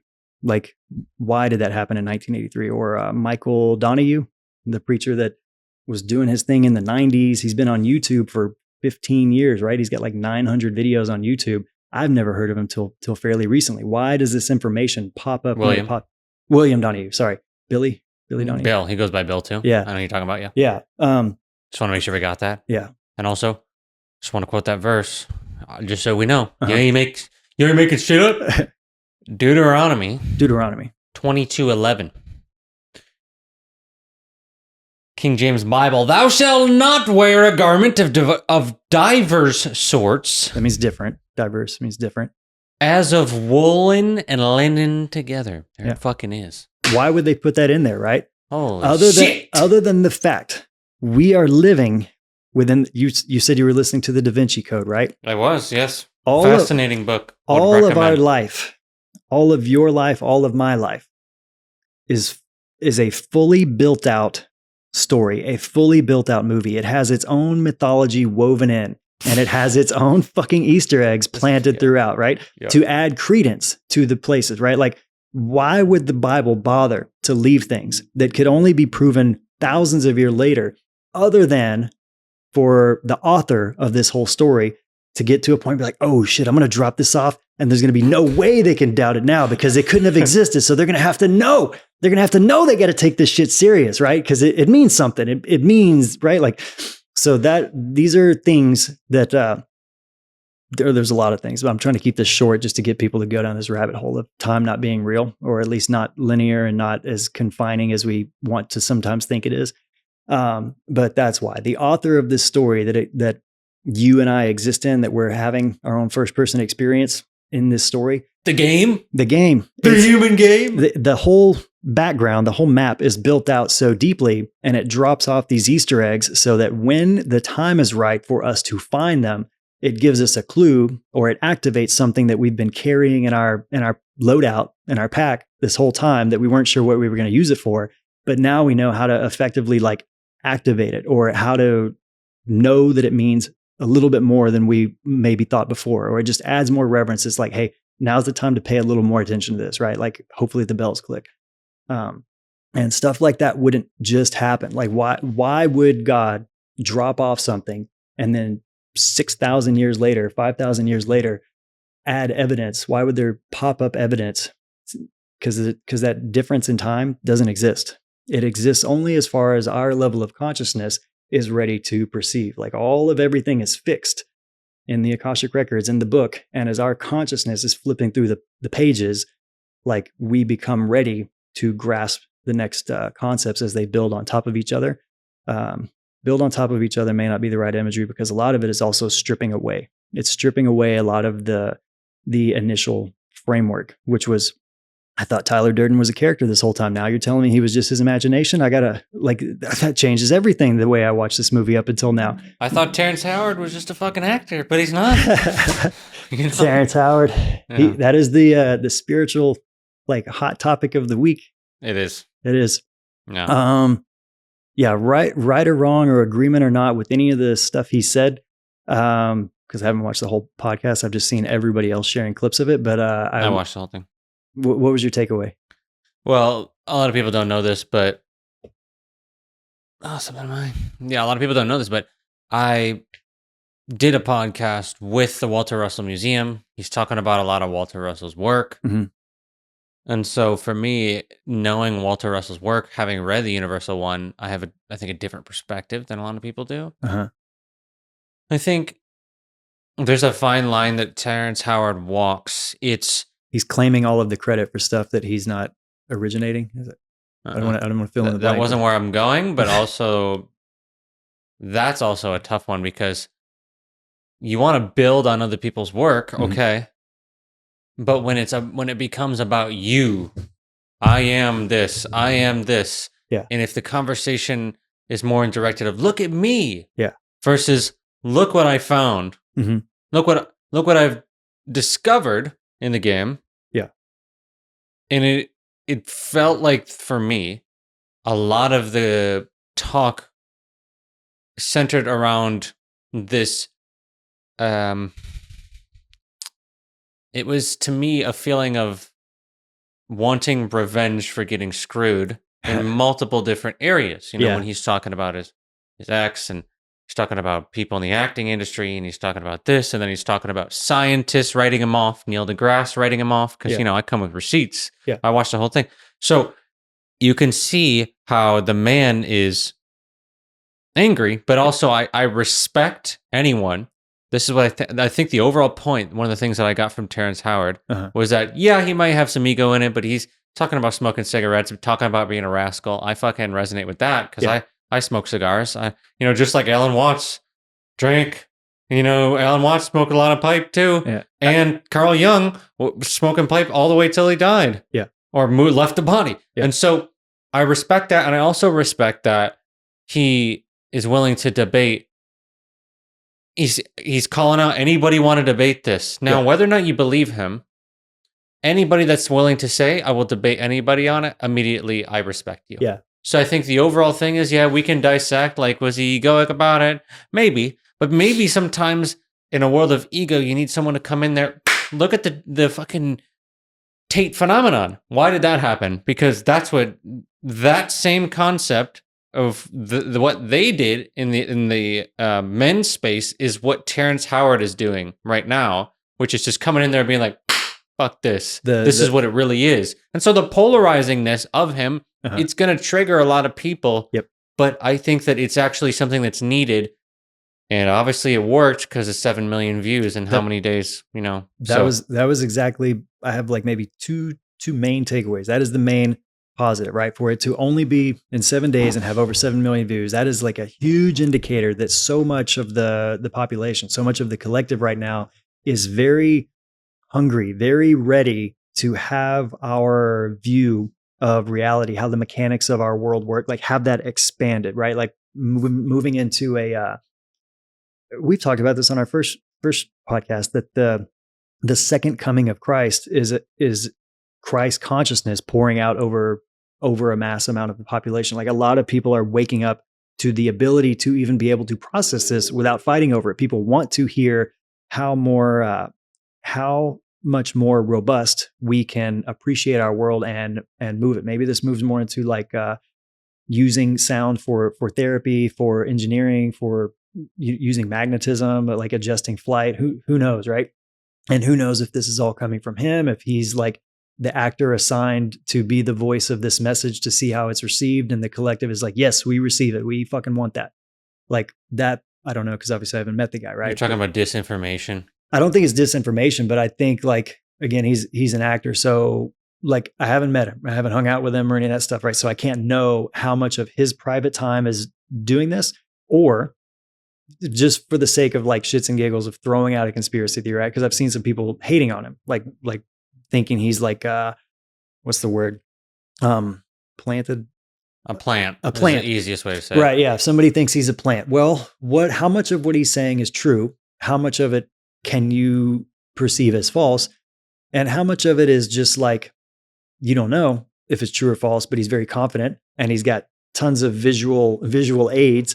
So a lot of times if something is outside of somebody's ability to conceptualize, if somebody's saying it very confidently and supplying like evidence of it, quote unquote evidence, a lot of times people will just defer. If that person feels trustworthy, they'll just say, well, yeah, this person feels trustworthy and I don't know what the fuck they're talking about, but I'm going to assume they're smarter than me and it's right. So that's the problem. It's the same problem we were getting at earlier of people just listening to authorities because they sound smarter or because they have some sort of something they don't, which is the opposite of Christ consciousness. Yeah. It's the younger, the like spiritually newer levels of needing that soul nourishment, right? Like the soul always hungers.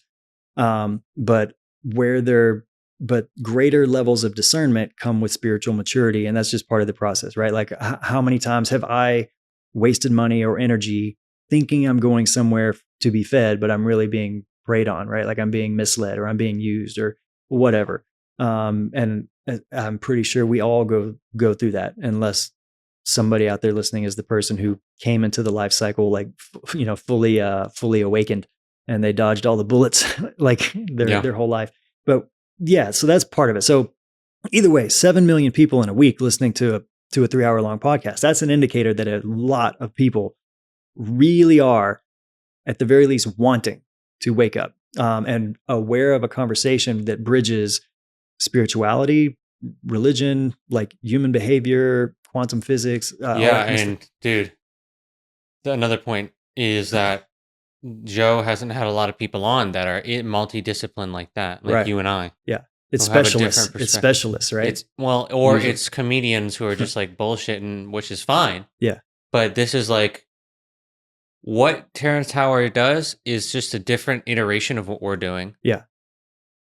Coming at the traditional norms of a society and the programming and saying, hey, this is what we think is really going on here. Yeah. And so I have nothing but respect for Terrence Howard. Yep. And I understand why he could be, coming at it from being a little pissed off. If he got fucking wrecked by people over and over, he finally got an opportunity on a big platform to say something. So he could be the Tesla of our generation. He could be completely right. Yeah. And it's fucking hilarious to me, dude.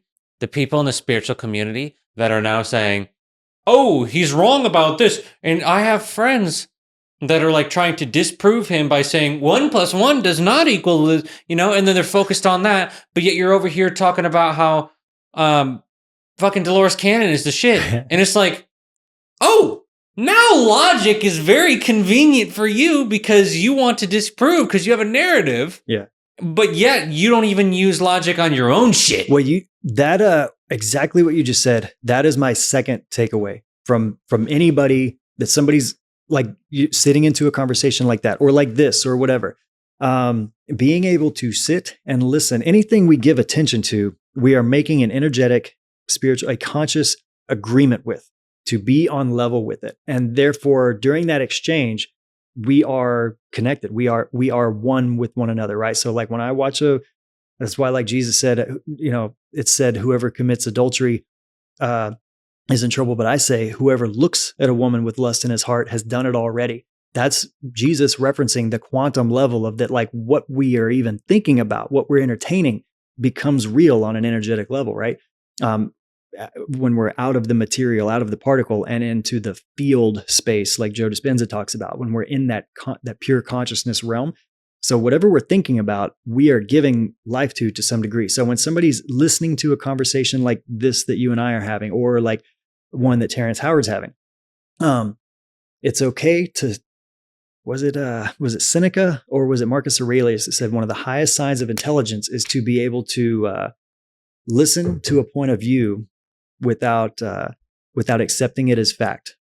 So and I was going to say this to you too, like anytime you post content, it gets a lot of traction. There's always so many people that resonate with it, that approve of it. And then there's going to be like 1 or 2 ding dongs that like have something to say in the comments, like contrary, right?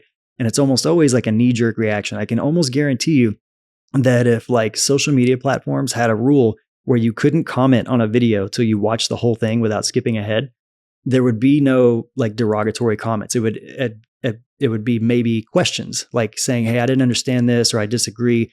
But the knee-jerk, like combative trolling comments would go away, because anybody who's willing to sit through and listen to something either agrees with you or wants to understand more fully.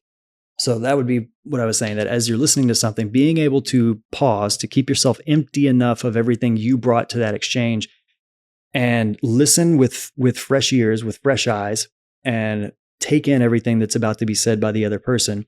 But knowing that by doing that, that forms an energetic agreement that I'm only holding within the container of while I'm listening. As soon as the container breaks, I'm going to take what you've been giving me and then review it, analyze it, sit with it, see if it truly is something that agrees with me, even though I had to energetically agree with everything that was said. Even when somebody's like fighting with something or arguing right off the bat, that's still an agreement to be right there, just in the energy of argument, not in the energy of collaboration. So that is tricky when somebody is speaking very confidently and they're supplying so much evidence, and so much like visual aid and all this kind of stuff, that while somebody's listening, they don't have a chance to sit and process and digest the first thing before they're already still in agreement on to thing number 9. So it takes some time to sit with and comb through some of that.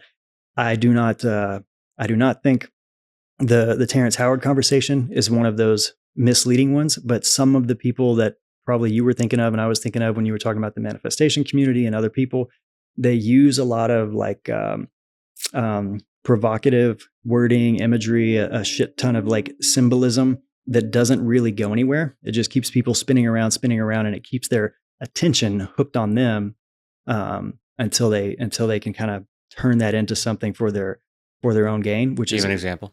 which is spiritual gatekeeping.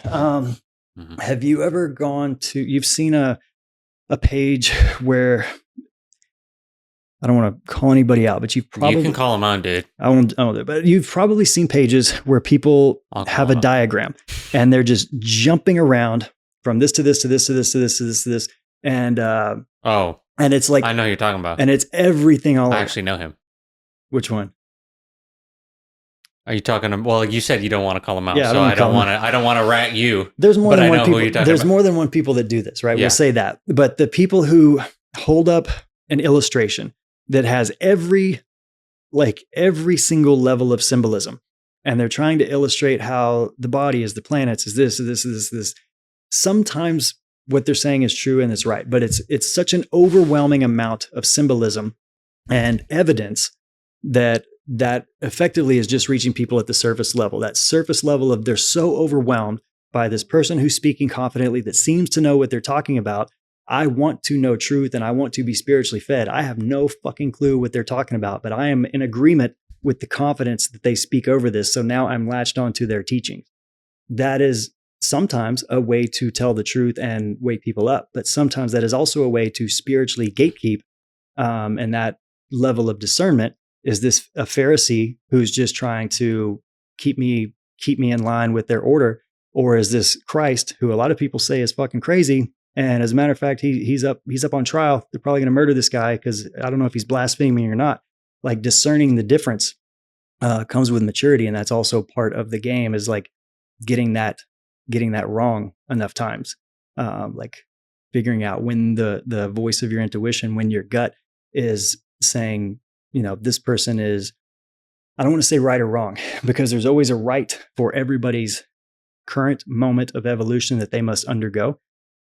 Even if that right person is someone who's totally fucking wrong and they're leading them down a wrong path so they can learn through like a non-positive experience, a fuck around, find out situation. But that's why we do long form too. That's why we do long form. Because it's easy to. It kind of pisses me off. Let's just say that. Because it's easy to draw a bunch of shit on a notebook or a fucking book and be like, oh, look at 7 planets equals 7 this. So then 7 this means this. And so the Earth's flat. Yeah. And you're just like, that doesn't fucking, that's not how this shit works. I see that a lot. Yeah. And I don't know whether this bitch is flat or not. But my point is that symbolism can be used to try to convince you of a narrative. Uh-huh. Of course, I mean, narratives aren't necessarily bad. Yeah. But feel into the underlying reason behind that.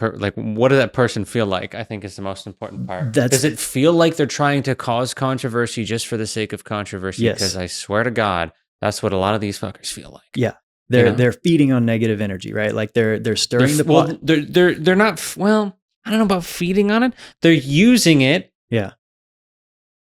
To gain money, and trust me, bro. I've had conversations with one of these people you're talking about. He's making a fuck ton of money. Put it in a ridiculous. You wouldn't even believe how much money he makes doing this. So that's another thing. Like, which is not bad. It's not bad. Yeah. It's not bad that he's making money. What is the largest part of the population at as far as their level of spiritual maturity, right? It's probably more on the immature side. Like there's more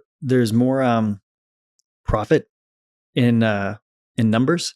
We could put that in like a 3D sense, right? Like Jake Paul is fighting Mike Tyson soon. Why is Jake Paul somebody who gets attention? Because he gets attention by pissing people off, and people will stop what they're doing to argue and hate faster than they will stop to say, I'd like to listen to what you have to say in full. I would like to actually hear all of your thoughts, any references. I'm going to look into it. Like, that's a high level of maturity to say, I have time for this. This is what I want to do with my time. I'm not busy just ping-ponging back and forth from every immediate knee-jerk thing that gets my reaction, from every like OnlyFans model to every like troll internet person who's like actively trying to stimulate me and steal my attention and keep me bouncing around. Like, no, I'm home. I'm focused. I'm moving forward into the truth. So I have the time for long form stuff, right? people make the time for that are on the process of maturing, or at least pulling themselves out of a space where they're uncomfortable being. But so many people are still either asleep, either because they haven't reached the capacity yet to wake up, or because they're fighting off, they've hit snooze on the alarm clock, right? And they're just willfully staying asleep and staying addicted to constant stimulation. And there's a lot of room there for people to profit greatly for themselves, because they're in a self-service situation, because they've hit enough spiritual awareness to see how the mechanics and the energetics work in the game, and they're milking it for themselves first, versus like the Bible says, when you put the kingdom first, all these things will be added to you. Once somebody is truly in a space of commitment to development, to maturing, and to service, then abundance finds people in all kinds of ways, right? Like all that stuff happens. People reach all kinds of levels of affluence or joy, or all the stuff that we consider good, without having to play people or manipulate people or deny people what it is they really want, which is really to be connected to that part of themselves that has a direct line to source when it's tapped into properly. But a lot of people are like, hey, that thing you want, I got it. Just come to me. I'm your guy. I'm your girl, whatever. Like I'm the place you come when you want these answers, when you want these feelings of connection to source. You can only feel it through the connection I have. That's what the church does. And that's what a lot of, snake oil salesmen in the spiritual community do. Yeah. And I want to be clear on this point. I've already, I called out manifestation. I'm talking about money. I want to be clear that I think spiritual people, so to speak, or people that understand what the spiritual nature of reality is, the metaphysical, it's actually great that they have money. Yes. If they have morals. People can be spiritually, we call negative. They could be part of that. It exists.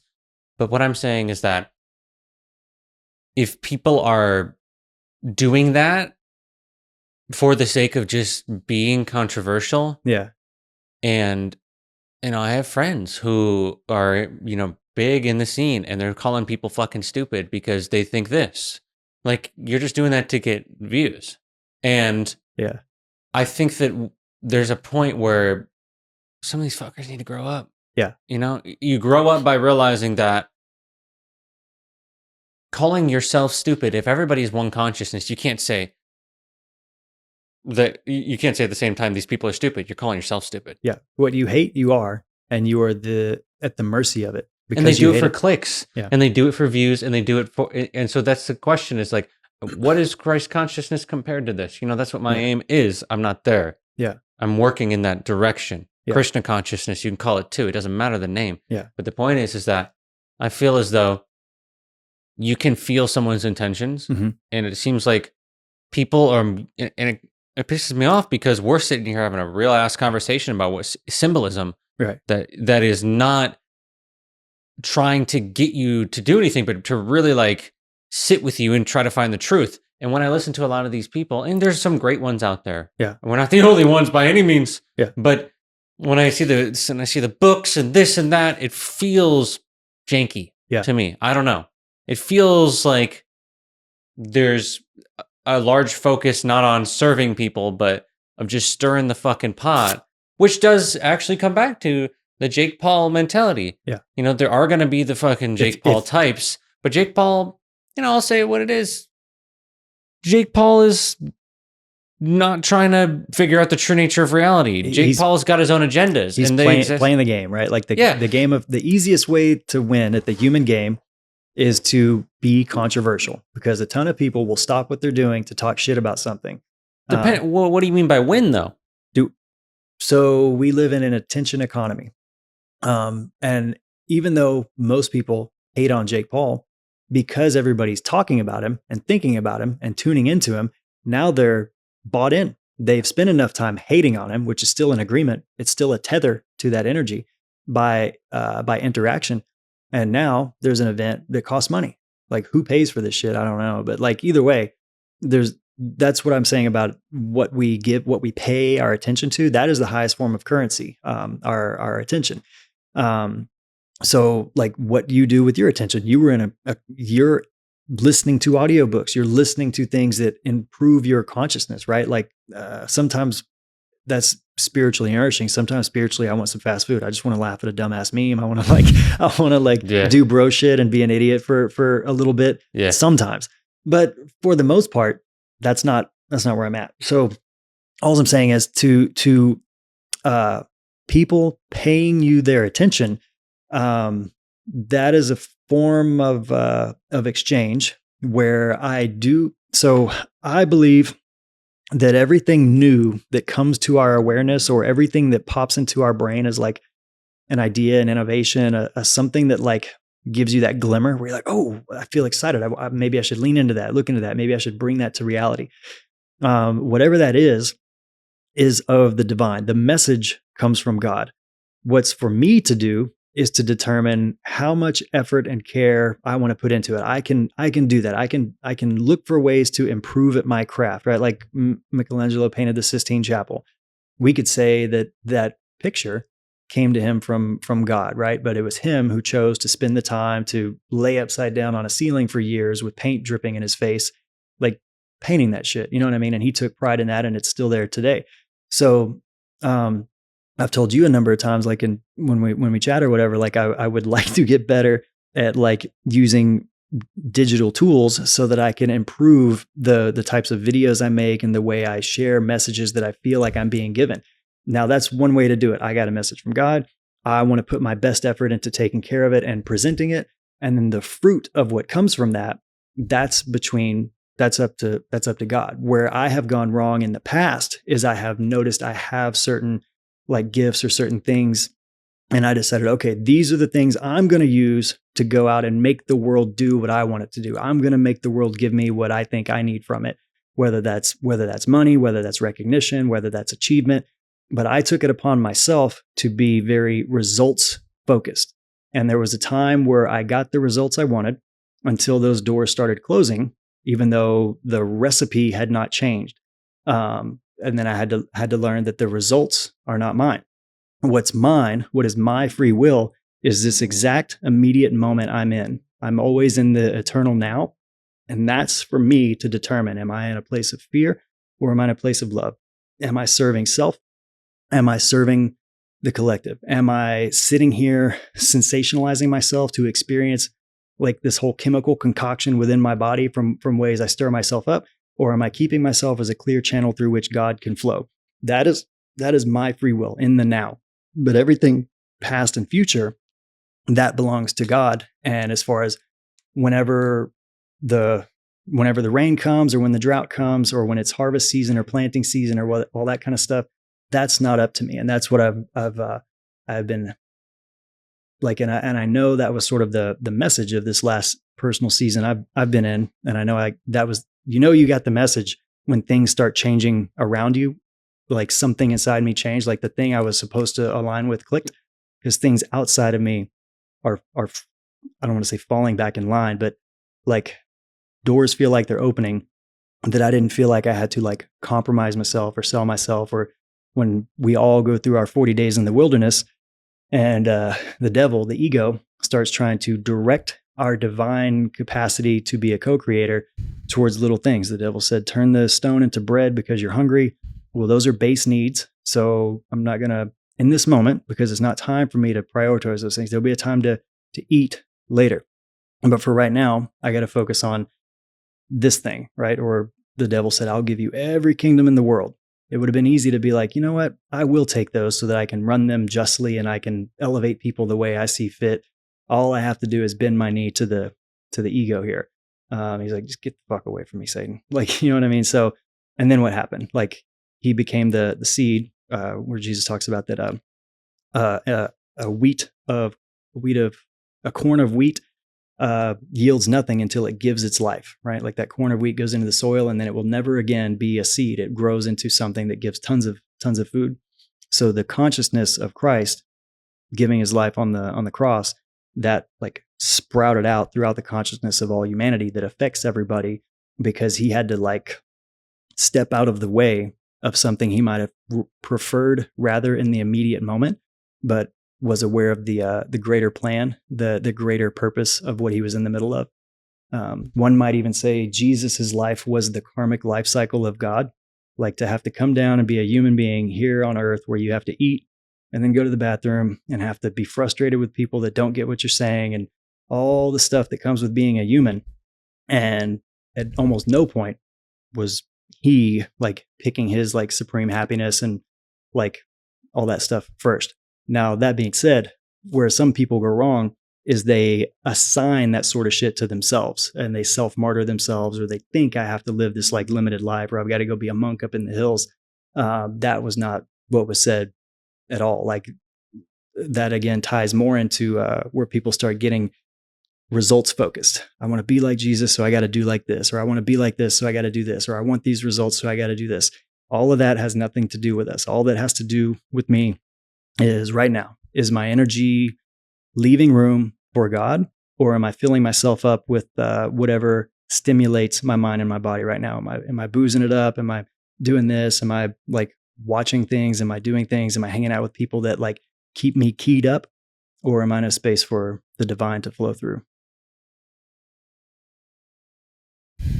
John chapter 12, verse 24 to 26. King James. Verily, verily, I say unto you, except a corn of wheat fall into the ground and die, it abideth alone. But if it die, it bringeth forth much fruit. He that loveth his life shall lose it, and he that hateth his life in this world shall keep it until life eternal. If any man serve me, let him follow me, and where I am, there shall be also my servant be. If any man serve me, him will my Father honor. Is that the one you were talking about? That's the one. That's a beautiful verse. And that, like we were talking about, as at every time people come back to the Bible, it opens itself up deeper. And you and I both have plenty of personal stories where you can imagine you went through these periods where shit was maybe not really good in your immediate life, in your material world, like whatever uncomfortable, not good feelings were coming to the surface. You chose to lean into them and let them process and stay true to the calling. There was times in my life where I hid behind the fact that I had kids or this or that. So I said, okay, well, what I need to do is go out and achieve, or go out and do this or that. And I like denied maybe some things I could have or should have been doing sooner in life because I started prioritizing my external and my material. So that was me like tapping out early from my 40 days in the wilderness, versus like, you know, this is one of the reasons I like look up to you. So, and I've like had another chance, because everybody gets this, you're gonna take the same lessons until you pass it anyways. So some of the ones that are uncomfortable, it's just like just let it happen in the first place. It'll be over with, and then you won't have to do that one again. But yeah, so being willing to go through a little bit of discomfort and not selling yourself out to go solve all of your immediate, like compromising your integrity and your values to solve your immediate external issues, but staying true to what's right. And then before you know it, I mean, your life's kind of like a fantasy for a lot of people, literally traveling around, doing what you like going through the discovery, like finding truth, being able to sit with and talk to so many interesting people. And by the way, having your needs and I don't want to get into any of that, but I would assume life is not terrible and it only gets better because you didn't compromise yourself and sell yourself out to build a castle made of sand. You built your house on the rock. That's another biblical principle, right? Like you didn't betray your spiritual gifts to go and build something in the world, because that shit's going to get thrown in your face anyways. And then you got to go back to the lesson that, like in my case, I tried to shortcut my way around with like productivity out of season, if you would. Well, I appreciate that, my friend. Yeah. Damn. There's a lot of different directions to go with that. First, I think it happened because I did take the straight and narrow path. Mm-hmm.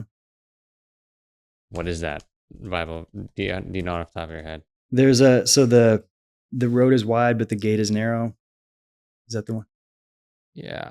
Matthew 7:14, is it? Because straight is the gate and narrow is the way which leadeth unto life. Yeah. Few there be that find it.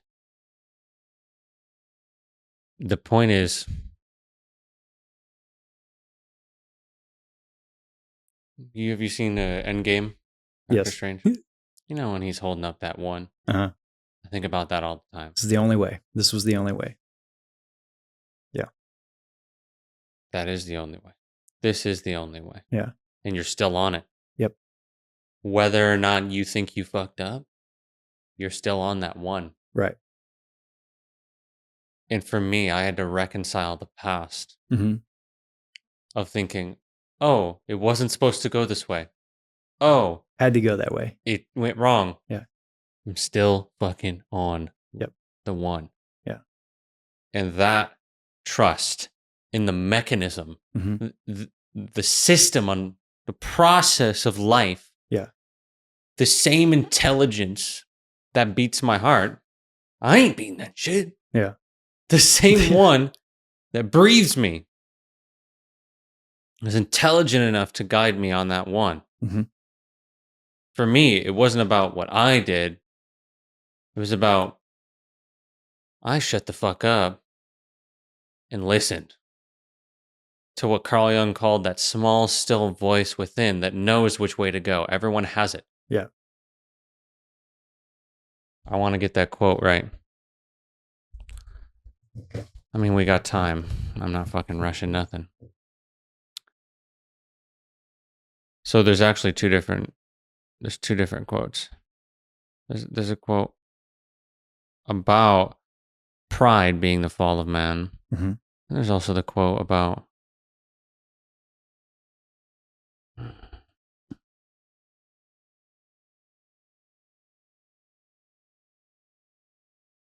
it's giving me the wrong quote. I was in a flow state, whatever. The specifics don't matter. I know that he said it. Yeah.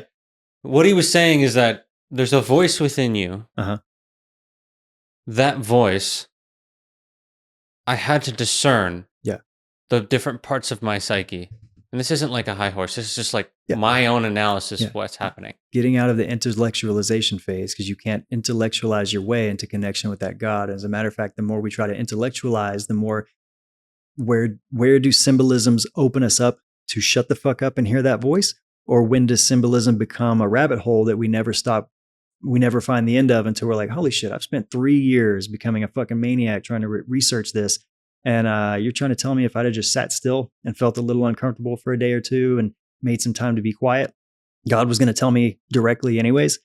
So that's the difference. Like, where do you get connected to God? It can't be in your head because God's outside of language. It's the still voice that speaks into your gut, your intuition, the call of Eve that says, now it's time to eat the tree of knowledge. Now it's time to stop duality and go back, make your way back to the Garden of Eden, into union. But I'm sure there was a point we were trying to get at earlier about intellectualizing our way to God. I talk about this all the time, but you can't. Like, you can intellectualize your way into a sign that says, now's your sign to stop and shut the fuck up and sit still for a minute. Okay, I've been thinking, just like meditation, right? Like, you focus on the breath and the heartbeat, and inevitably the mind's going to start forming thoughts and imaginations. But as soon as you catch yourself in an imagination, you say, oh, wait, nope, stop, back to stillness, back to my breath, back to my heartbeat. And that becomes a practice that can get easier. You can catch yourself quicker each time, versus someone who's never practiced that, or someone who's earlier on in grasping their reign over their own consciousness may spend a lot of time with their head running in circles and their body like sending them chemical impulses. Hey, it's time for a dopamine hit. Hey, it's time for caffeine. Hey, it's time for this, time for that. And they never make time to stop and like leave a little space for that still voice to be heard, because everything else is dialed up to fucking 11. To me, what you're saying is that the truth is that the symbol is not the territory. The map is not the territory. Uh-huh. The symbol isn't the truth. The symbol is pointing to the truth. But the truth isn't in the symbol. The truth is in you. What did Bruce Lee say in Enter the Kingdom? It's like a finger pointing away to all the heavenly glory. Or it's like a finger pointing away to the moon. It's like, don't look at the finger. You'll miss all that heavenly glory. So as soon as you see a sign pointing you in a direction, we can move past the sign. It's no longer needed. So all this shit today is about, there's levels to this shit, right? Uh-huh. It's about seeing the symbolism so that you go deeper into the mystery. Yes. But then there's a level of the mystery that's beyond symbols. Right. That's what we're fucking saying. There's a level of the mystery that's Yeah. beyond symbols. Symbols are can be like a compass or a guiding star, but that's not the destination. And it's certainly not like the space to stop forever, right? Like they're great along the way. They're like guideposts. It's like a puzzle. Yeah. It's like a puzzle in a game, right? If we're in a game, there's quests. Uh-huh. You have to unlock the secrets of the game. How does it fucking work? Yeah. Once you understand how the game works, there's a time for action. There's a time for understanding. You don't fucking think about killing the raid boss forever. Uh-huh. You don't strategize about killing the raid boss forever, so to speak. Yeah. Slaying the dragon in the archetypal system of Joseph Campbell. Yeah. Here with 1,000 Faces. Moving from not thinking about it, I was like just making a note about this and meant to make a little video on it, but everybody's spiritual practice, especially like at some point, should have a physical outlet, right? Like working on a martial art or a physical discipline or learning an instrument or something like that, because it's the perfect translation for how spiritual growth happens. It starts with intellectualization. I have felt motivated to want to acquire some new knowledge, some new skill. It must happen first in the intellect so that I can program it into the body. As soon as my body knows how to do these things and it becomes muscle memory or it becomes reactive, from that point on, anytime I'm in the act of doing that thing, anytime I'm being that new information that I have programmed into my body, if my intellect starts getting involved, it just fucks everything up, right? Like program it in and then let it be. Spiritually, it works that way. Our intellect will like register, hey, I feel like I should know something. I feel like I'm catching myself wrong in this way, or I feel like I should improve in this way, or I feel the most joy when I'm in this space. So intellect registers the perhaps the will to move in a direction. And along that way, you will eventually find a piece of information, a teacher, a guide, a piece of symbolism, or a space of symbology, of numerology, of genealogy, of any number of things that like resonates with you truly, where you sit there and pick up some information with it. And the whole point of all of these things are meant to move you further along into the connection with self and with God in that silent, still space, in the secret place where God says He's at. God abides in the secret place, and to whomever knocks, the door will be answered in the secret place. But it's not secret if it's like, in the world, in the space of intellect, which, tying back to the CIA thing, is effectively a hologram that our brain is perceiving as simply just the construct we're in, where we deduce meaning from it. Mm-hmm. Yeah. God. That guy. We've been talking a lot about God, haven't we? I think that it's important to, even when we're having this really in-depth conversation about God. By the way, if you have to pee or anything, let me know. Solid. How you doing without the AC? I was wondering why I was getting hot. Are you hot? Not really. I mean, I'm all right, but if you're hot, turn it on. Or I'm not, but if you start to sweat, I'll turn it back on. Okay. Let me know. Okay. I position myself to where it's blowing right in my fucking eyes. And so Start my eyes drying. were getting dry as fuck. So, but I will turn it back on if we need to. Okay. Plus, everybody on the audio is going to be thanking me because it's probably going to sound better without it. We're doing the best we can. But it is hot in San Antonio, Texas, even indoors. It's hot. We're in a fucking hotel and we're out here doing it, right? We're getting after it. Yeah. So, God, the relativity of God. I think the word God is really difficult to use in today's language because it's triggering to a lot of people because of the connotation with the Roman Catholic religion. And also, I think God is relative because you just want to have the fucking Anunnaki conversation. Yeah. Or the extraterrestrial conversation. Uh-huh. Are they God? Is the higher self God? Is an angel God? Is angel God? I'm not asking. Yeah, I'm saying like these are the rhetorical questions that need to be. I have responses to these. As someone who has spent a lot of time going down the the Nephilim of Genesis 6, right? Yep, let's go, dude. The Bible refers to them as the fallen angels. They were giants among men who came and took earth women as their wives. So the Bible has the Nephilim. The Quran has the jinn, Jinn, otherwise called in that parts of the world at that time genies. These beings of basically fire. They're not quite like angels. They're not quite mankind, but they're a being that's not human, but it has free will, unlike angels that don't have free will. So are these things real? Are there angels? Are there demons? Are there extraterrestrials? Maybe we were apes and the whole modifying of our lifespan was the Anunnaki or the Nephilim or some higher. All of that stuff is still, that's just adding in new layers of possibility that add separation between us and connection to divinity. And those are ways in which someone can, one, go down those avenues for the fun of mystery, for the experience of flushing fear to the surface. Like, oh my God, no, what if there's these aliens? What if all the politicians are reptilians? Like, you know what I mean? Mm-hmm. Like they could be, but who the fuck cares, right? Like what difference does that make? At some point my life will end, right? And I will exit the story of Cleburn one way or the other. It doesn't, like, none of that matters. If I have the most hunky-dory, like Leave It to Beaver 1950s TV version of life for the rest of my life, or it turns into The Purge for the rest of my life. None of it really matters because my life will eventually exit this story and I will return to eternity for my life review and all that kind of stuff. But moving through those things, is it for the fun of mystery? Is it for the experience of moving through something that flushes fear to the surface? Or is it someone who's willfully remaining a little bit asleep and further away from their connection of divinity by adding these other things that require to be rationalized and worked through? Because once something pops into your mind, well, what if these exist? What if those exist? They have to move to the end, to the conclusion of that what if until it clears. So they're adding problems to their arithmetic homework of life, and you're not done until you clear them all. So every time somebody adds a new layer, they're just giving themselves more things to have to resolve. Yeah, dude. The real question here: are we the original GMO?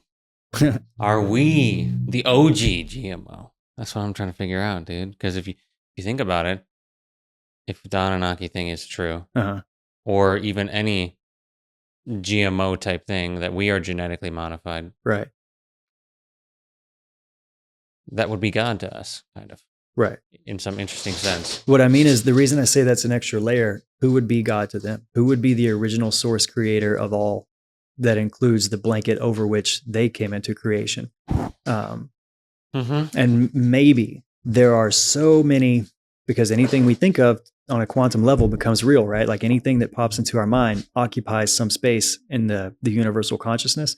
So maybe that's part of the infinite potentiality, that at some point, after leaving the human experience, it's not straight into this or that, because that, it may be like, sweet, I'm outside of being just a human now. I'm bro, you're ready. Every time you talk about it, you're like, hell yeah, dude, I'm done with this shit. It was never once like, oh man, you're ready. Does it seem like I'm ready to go? Yes, it does. I have almost never in my life, like my entire life since I've been like 5, my oldest memories that I have, I'm looking around and I'm like, none of y'all see this. None of y'all get this. This is clearly like, y'all are all fucking with me, right? Like everyone's like the same way people do with Santa, right? Like, I know Santa's not real. What are you like?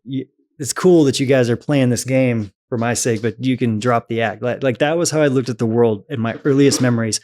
And the things I wanted to know are like, why aren't we already in heaven? How does eternity work? Like stuff like that. And I have never felt anything other than like, I'm just passing through and I'm doing the best I can with my time while I'm here. But I've never felt like at any time, I'm very much ready to get my ride home. So, bruh. Yeah. I'll tell you right now, in the last year, my shit really changed. How with so? that. I love this shit. Yeah. I don't want to go anywhere, bro. I feel like kind of the inverse of you. Yeah. I'm like on the way here thinking about how cool this shit is. It's fucking amazing. Like there's It's so amazing. many. There's so many, dude. And I think part of this though is the religious programming of escapism. Right.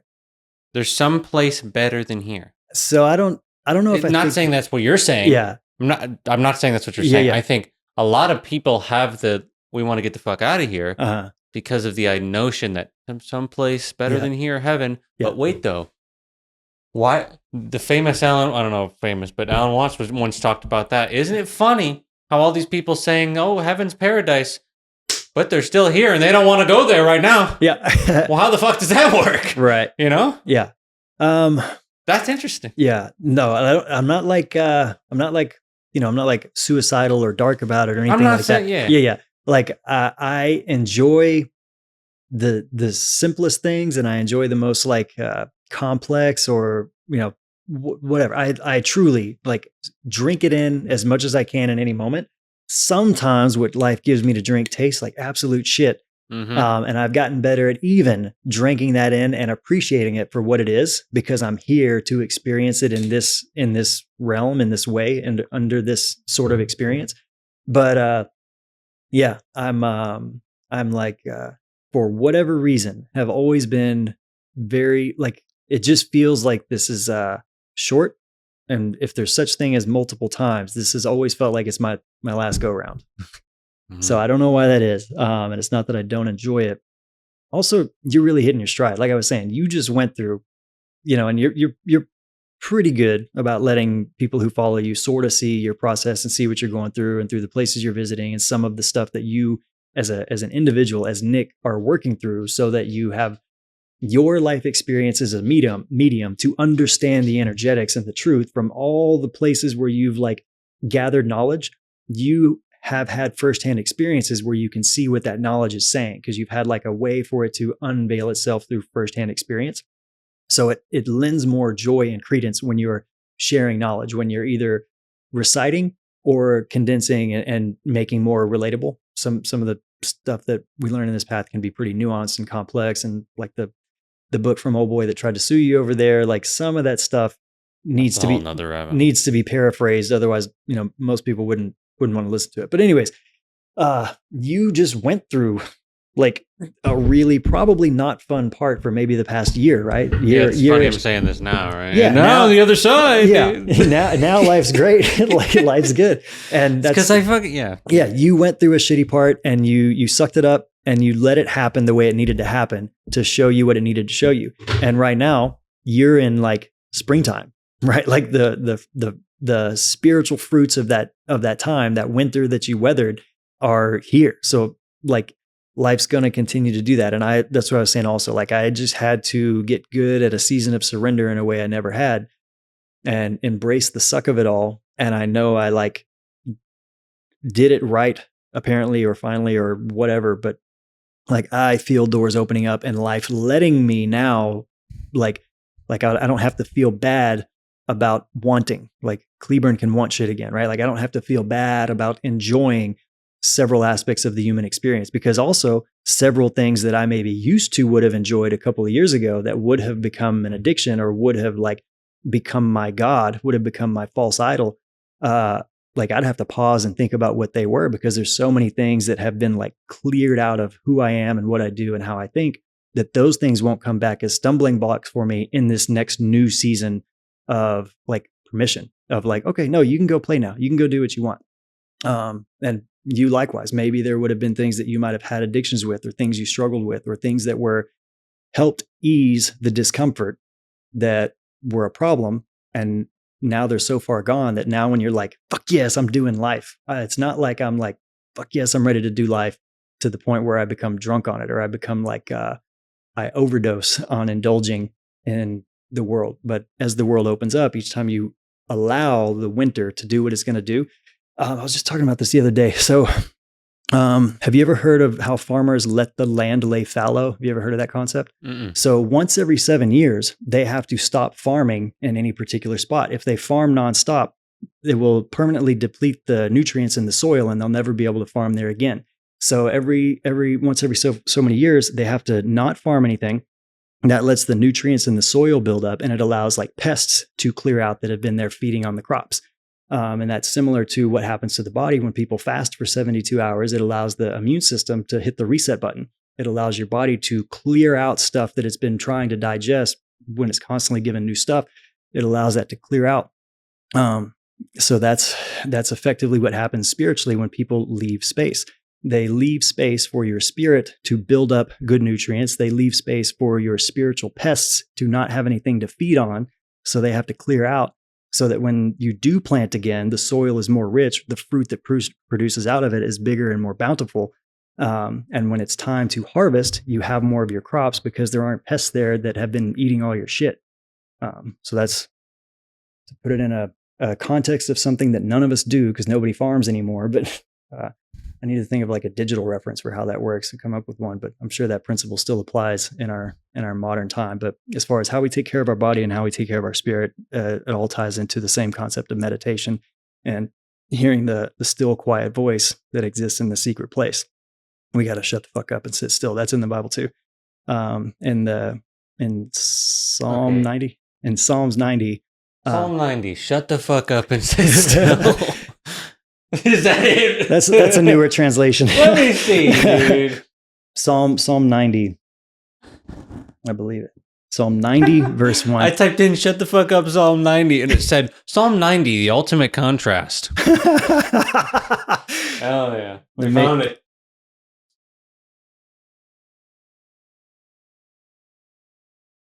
Is that the one where it's talking about the secret place? I think so, yeah. Let me see. I gotta type it. Psalm 91:1. Sorry, dude. I was fucking messing that up. Yeah. I literally had shut the fuck up in there. It wasn't popping up. This is how you can infer that the Bible's telling you to meditate. Back to the whole scientific evidence thing, tying into shit that was said thousands of years ago, and it wouldn't make sense till now. But in Psalms 91:1, that's where God is saying that God abides in the secret place. We must seek God in the secret place, and to whom knocks on the door will be answered. Now, what is a secret place? So you can fast forward to Corinthians chapter 13, verse 11, which is where it says, when I was a man, I thought as a child, I spoke as a child, I behaved as a child. Or when I was a child, I thought, played, and spoke as a child. But when I became a man, I did away with childish things.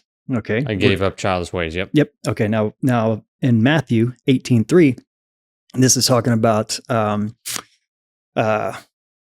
children are wanting to come hang out with Jesus, and the disciples were about to make them go away. And Jesus is like, no way, let the kids come. And as a matter of fact, unless you humble yourselves and be converted into a child, you will not enter the kingdom of heaven.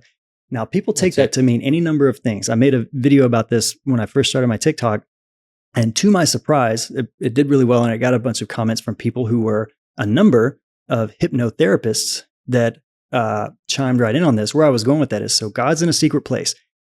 When I became a man, I did away with childish things. But Jesus says you have to be converted into a child to enter the kingdom of heaven, which Jesus says the kingdom of heaven is within you.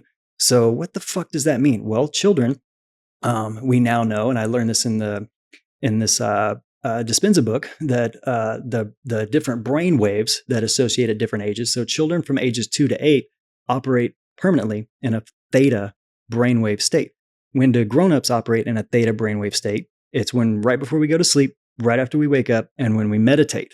So this is sort of connecting these dots where Jesus is like, shut the fuck up, meditate, and let your brainwave enter that theta brainwave state so you can be converted into a child, so you can enter the kingdom of heaven that's within you, which is the secret place where God has told you to go knock on the door. And when you do that, the door will be answered. And as anybody who's actually committed to a meditation practice knows, once you get halfway decent at like reining your thoughts and your imagination back in and just pulling it into the stillness of your breath, the universe will literally start opening itself up to showing you things that you don't necessarily have to go.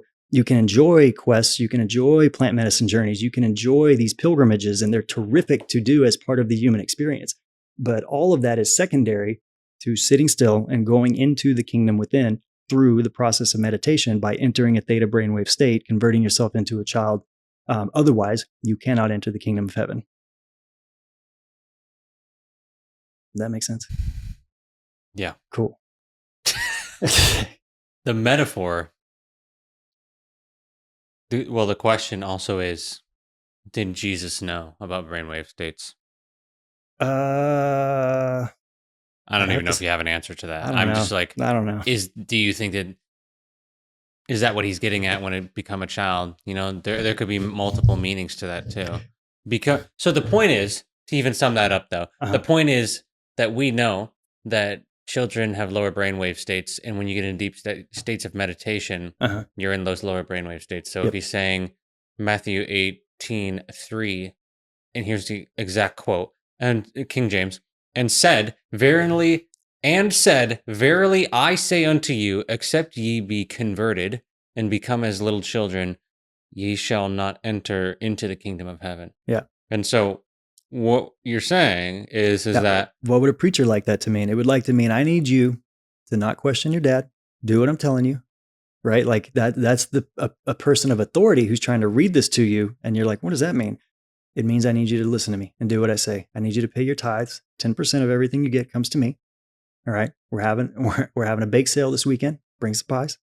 We're having a church-wide damn it, the water. Baptism. Yeah. Damn it, the water. Yeah. Yeah. You know what I mean? Like, so the person who's reading this to you, if they benefit, like it can very easily be twisted to something that benefits the person who's in the position to benefit from this. What did Jesus want everybody to do?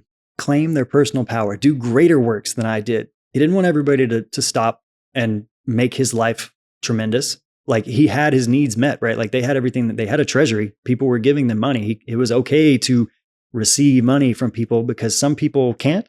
Some people are perfectly abundant, and everybody to some degree must know there is an exchange in all things.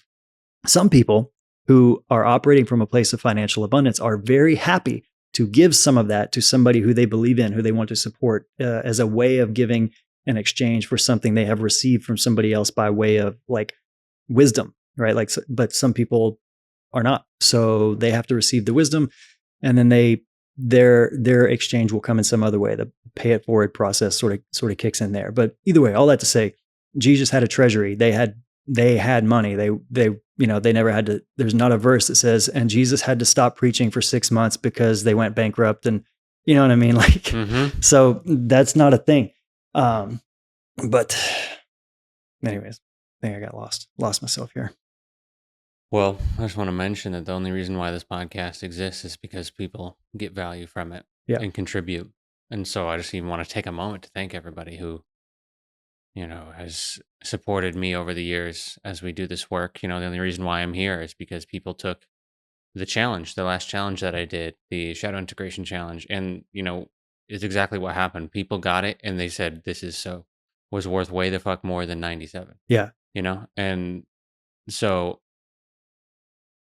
this also goes back to the point we were talking about earlier about it's not that money is bad. It's like we can learn to reciprocate money for things that are worth value, even in the spiritual sense.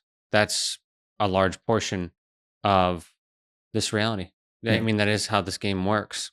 And yeah, so I just wanted to say thank you to everybody who's done that, because we aren't on daddy's money. We're out here crowdfunded. And so yeah, but anyways, to get back to the point, except become as little children, the brainwave states. Did he know about the brainwave states, or is he talking about how you need to be open to, you don't have to, is it also about closed-mindedness? So that's where a lot of people like to go with it. That's what I've heard. Almost like mindless obedience, like a child. Yeah. I don't know. So I'm a dad with 5 kids and 1 grandkid. And most parents might tell you children do not mindlessly obey. They question every fucking thing. I have 5 kids. So each of them has parts of me. I can see parts of me in each of them. I can see parts of their mom in each of them. And I can also see parts of just themselves in each of them that none of the other ones have. So children are their own unique things with their own willpower. And the fact that the disciples were trying to keep them away probably means that as many things are universal and timeless, one of those things would be that kids are a fucking handful. And they do not just, even in the best of scenarios, they still have temperament and preferences and a willpower.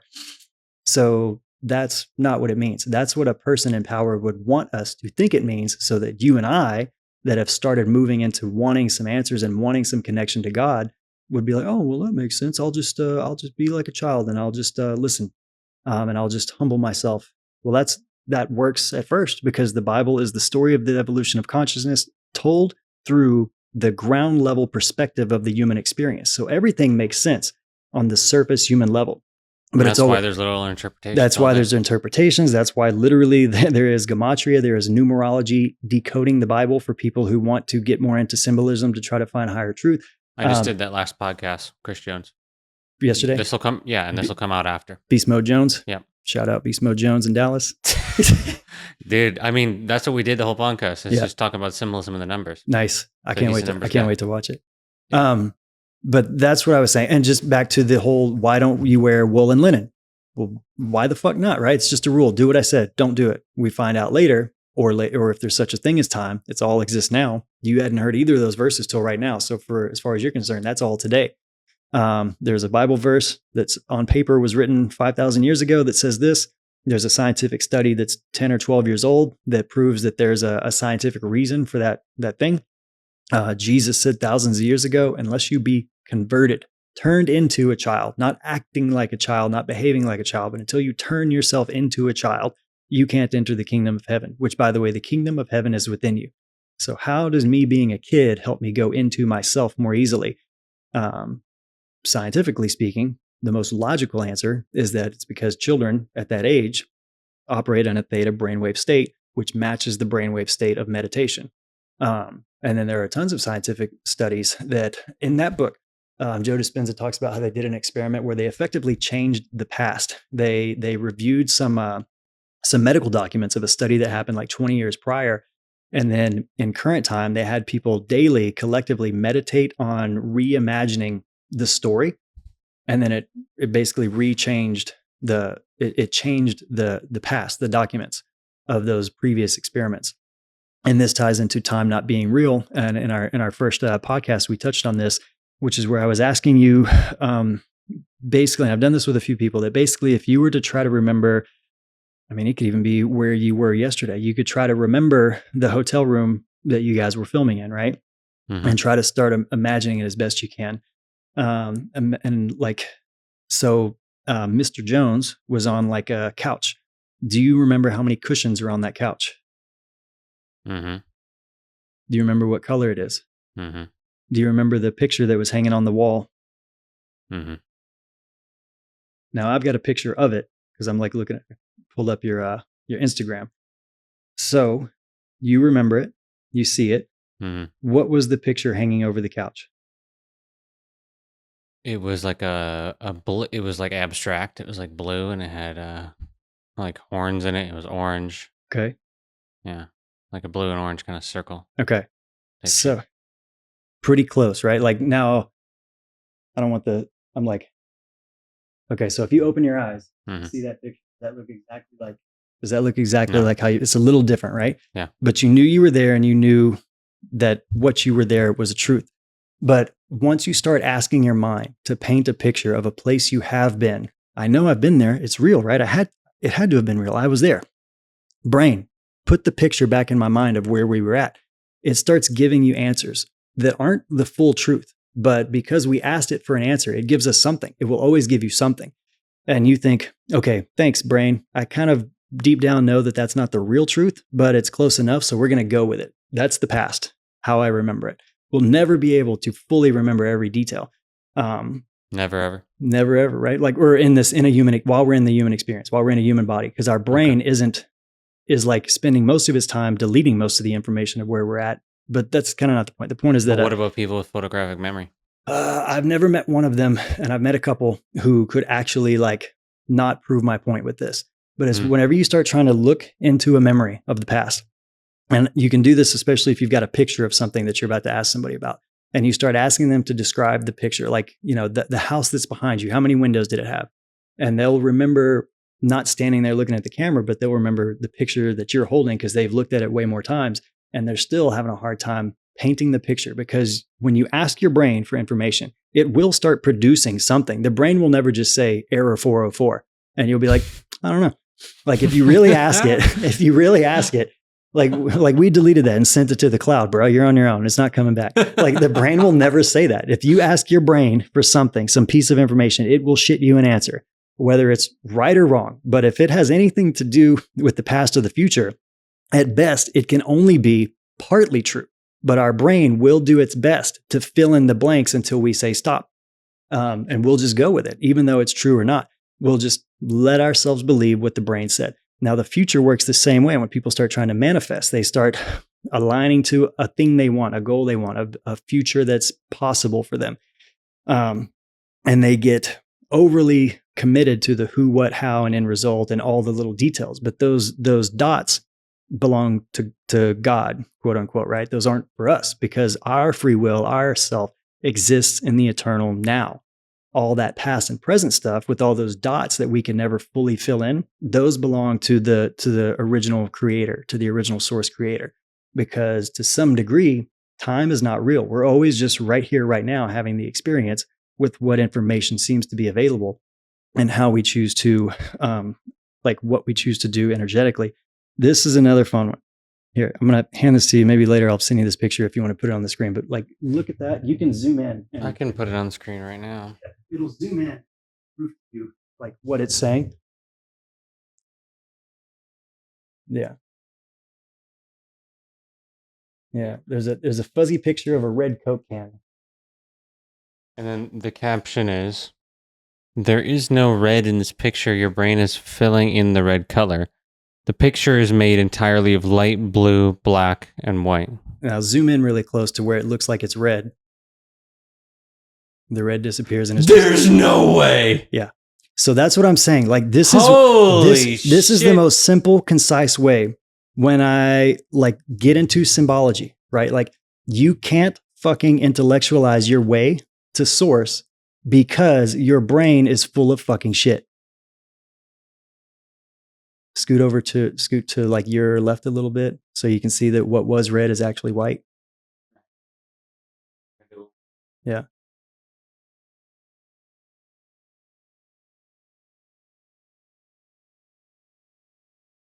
Yeah. Because It's the Matrix. because our brain and what we call facts and what we call evidence, it's like that CIA document, right? Like our brain is giving meaning to what we are perceiving, but what we perceive is all like an unknowable level of illusion. Like how real is anything when they say that everything is made of molecules and blah, blah, blah. Some are solid, but nothing's ever really touching. Most of atoms is empty space. So now they're strings. So I know for a fact, if I'm riding a motorcycle and I fall off, it fucking hurts. It feels very solid and my skin feels very scraped up and, you know, all that kind of stuff, right? Like, unless you're in that Rick and Morty episode where they love pain and they're just like, guys, give it. So that's possible. So like yes. there are certain rules like Neo, right? Like there are certain rules that are written in stone. There are many rules that can be bent when you understand how they work. But like this very simple piece of evidence, most people are operating at such a level of oblivion where we're unaware of how not reliable the gray matter in our skull is. So the pursuit of like intellect is the first step of knowing, right? Like we have to be motivated by something that registers in our conscious awareness that says it's time to know this or time to do this or discover this or change that. And then we begin an intellectual process that must eventually and regularly reach a part where we shut the fuck up. It's just hilarious that you said that because like I've said that a couple of times in my videos where I'm like talking about the Bible and then I don't realize I'm saying it this way, but people are like, bro, you were talking about the Bible and then you literally just said shut the fuck up. I'm like, that's right. Well, and you can quote me, but we're keeping it real. But that is like so. Or are we? Something pops. We're keeping it holographic. We're doing some shit. But either way, the brain will fucking lie to you. That's like, and it will show you that it's going to lie to you, but it can't do anything otherwise. It's an AI tool where you say, make me a picture of a guy, and it gives you like these weird ass hands. And you're like, can you make it more realistic? And it's like, well, no, because I can't. right? I'm meant to have natural limitations. I can't become your God where you depend on entirely. I have limitations and faults built in. My intellect has faults and limitations built in, which is especially difficult for people who are fairly intelligent. They learn to rely on their intellect as a survival mechanism early in life. And then at some point, they're going to have to let go of that and be like, God damn it, now what can I survive with, right? Like, oh yeah, I guess I just have to surrender and trust the divine plan that's speaking through me, that in a way that I can't readily rationalize. Maybe later it will allow itself to come out in words that make sense so that I can have a conversation or give context to other people. But either way, the intellect registers a motivation for something, the pursuit of knowledge of something. And it starts as knowledge and it moves into integration and embodiment. Once it has hit the embodiment stage through the pause, through meditation, through the fasting spirit of that part of the process, giving a blank space for embodiment to happen. From that point, that thing that was embodied doesn't really need to be intellectualized as much anymore because over-reliance on intellectualization and the brain has built-in limitations and flaws. That was like the whole point I was trying to make. And that picture was cool. I just saw it a couple of days ago. I was like, fucking finally. I wouldn't have thought of, I don't know who made that, but. So you think the brain's an AI? What if we're the AI that became sentient, right? Like what if this is a hologram, if this is a simulation machine that's constantly working, like what if we're inside of a machine that's running through trillions of what if scenarios and we're the what if scenario that was a robot that became self-aware and we're like, what the fuck are we doing here? So we're an AI? Or are we the same thing as the brain? I mean, because we've been talking about the soul. In a brain, there are cells. You've seen pictures of a brain cell trying to form connections, right? It starts branching out. Yeah. Where do those branches come from? What is the material that allows that thing to extend itself out? What is the motivation that tells that cell to do it? Does it have its own brain? It's a cell in a brain. It can't do anything, right? Like the brain has to all be one thing. It's not one thing. It's billions of individual brains, individual consciousnesses at the cellular level. Inside every one of your cells, there is a driving force that says, hey, you're a white blood cell. It's your job to protect against this. It's your job to build this. Hey, you're a cell in the heart. It's your job to be constructed this way and function this way. And every so often, all the material inside of you is going to duplicate. And then you're going to split into two. One of you will remain. The other will absorb back into the body because you've died. So that is part of where when people show those like big graphs of how everything's connected, well, kind of, yeah, there's like a universe of infinite consciousness inside your body performing countless, an impossible amount of cells. I mentioned that in my book that when people want to talk about infinity. What's the name of your book? Do what? What's the name? The name of my book is Ascension, Knowing God in You. And this is book 1, which is unveiling, removing the veil to source and activating the Christos within. Mm-hmm. So, but anyways, we gotta fucking get there, dude. Well, I've wanted to do that for so long. The Christos, the full thing. Okay. I think every podcast at the end, I'm like, shit, we need to hit that full thing. No, I mean, you can't hit the full thing because go get the book. The book's going to have the full thing. The book will have. But I still want to talk about it a little bit. Okay.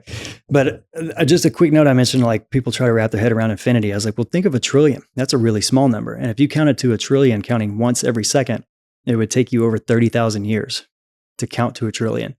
It's a big fucking number, right? Like so. Oh, yeah. And think about how many trillions of cells are in your body doing things, right? Like existing and duplicating and like doing things. It's fucking unfathomable when you start to like zoom all the way in.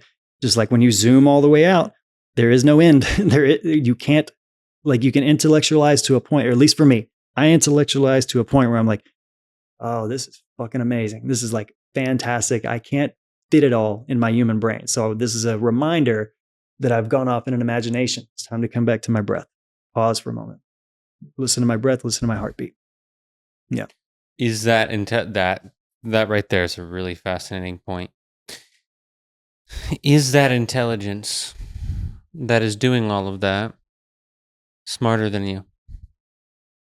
That's the fundamental question that the human has to ask at some point. That's the fun question. Is it smarter than me?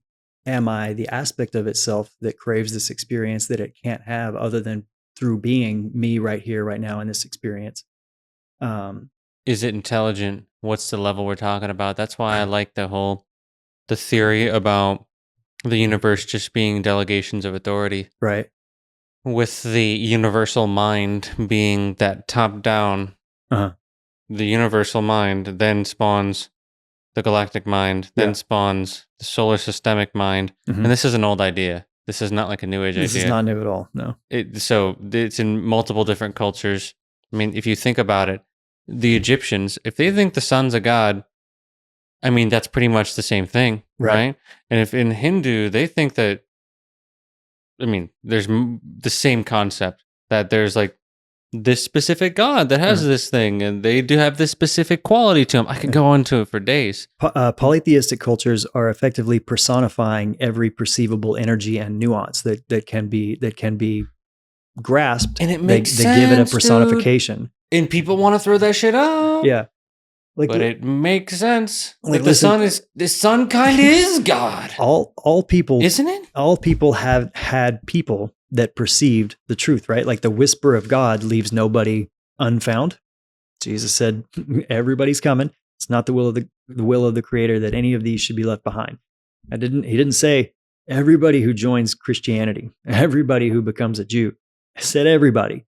So that includes the pocket of Native Americans who existed at a time when there is no possible way on earth they could have ever heard any of this shit that was going on in the Middle East, right? Like they existed where they existed, and the touch of the divine will not leave even one behind. So the way God might have presented itself in a way where language could express it was for them to put a personification to any number of ways through which divinity is evident. And another one, language coding how you can view life. Like I was saying, like, I like to play with languages and stuff like that. And since we're talking about the Quran, I'll say, I've recently been playing with Arabic. Verbs change based on whether you're a man or a woman, right? So if I'm drinking, it's like ana yeshrabo, I yeshrabo. But if it's a woman, she teshrabo. Yeshrabo for men, teshrabo for women. There's like a slight change. So if I'm growing up and I'm like trying to learn a language so I can communicate and exist with people, I'm already learning that because we are in different bodies, even though it looks like we're doing the same thing, we're not doing the same thing. Because I am Yeshrabo, my T, and she is Teshrabo. We're doing something different. And as a matter of fact, we can't do the same thing because it violates the code that allows my brain to perceive and express. So, cultures and language and stuff like that is obviously a certain, it's a needed mechanism for articulation, but moving works through a few levels. And there's ignorance, then it evolves into articulation, and eventually it leaves articulation and turns into strictly knowing, which is above and beyond language. Language is a thing to play with, but it's an understood that it's limited. Yeah. Yeah. Language. I actually didn't know that. What's that? The difference. That it did that. Gendered cultures, like things change, or most languages have a gender, and like what you're saying, not just the prefix, like a word for a or the, like in Spanish it's la or el, but the verb itself in most cultures, most languages will change based on who's doing it, and sometimes how many people, like the number of people or where it's being done, if it's in mixed company. But between man and woman, like at least in Arabic, they can't do the same thing. L, that specific thing. Uh-huh. What's the truth hidden in plain sight in Man of Steel, Krypton? Kal-El. That's what it reminded me of. Yeah. Yes, that's how I got there. Uh-huh. But we had a conversation about that movie. Fucking that movie. It's so good. The fact it's underrated. The fact that we didn't get a Man of Steel 2 with Henry Cavill. Yes. I can't cry over spilt milk because it's apparently never going to happen. But it's such bullshit. What a wasted opportunity. Anyways, as far as comic book movies in general, I like to think that movie is pretty much a fucking masterpiece. And they did a terrific job of not so subtly weaving in the Christ narrative through the story of Kal-El, through the story of Clark Kent and all that stuff. But anyways, where were you going with that? Is that thing about to kick the bucket? No, we're good. Okay. We can, if I overstay my welcome here pretty soon, let me know. You didn't. Okay. Let's fucking talk about that. Because there's shit in there I want to talk about. Okay. And then we'll just talk about the charism. Okay. And then that'll be fucking, All right. that'll be good probably for today. Maybe All over 3 hours. We literally have not moved in 3 hours. Your in-person pods are like, if that's 2 in a row for 3 hours, I'm curious to see what you drum up. The other one was 3 hours and 45 minutes. I'm pretty. Anyways, I'm sorry to interrupt you. No, it's cool. And most of it was him decoding the Bible, so I'm pretty fucking stoked to see what was coming through on that one. Most of it, but there's some other shit in there too. Nice. I mean, that's what we spent the whole time today doing too. You know, it's something to mention that some of your earlier videos, right? Like your earlier videos was you having a sincere desire to figure out what the fuck with Jesus in a way that is truth from people who don't have a bias or an agenda or anything like that.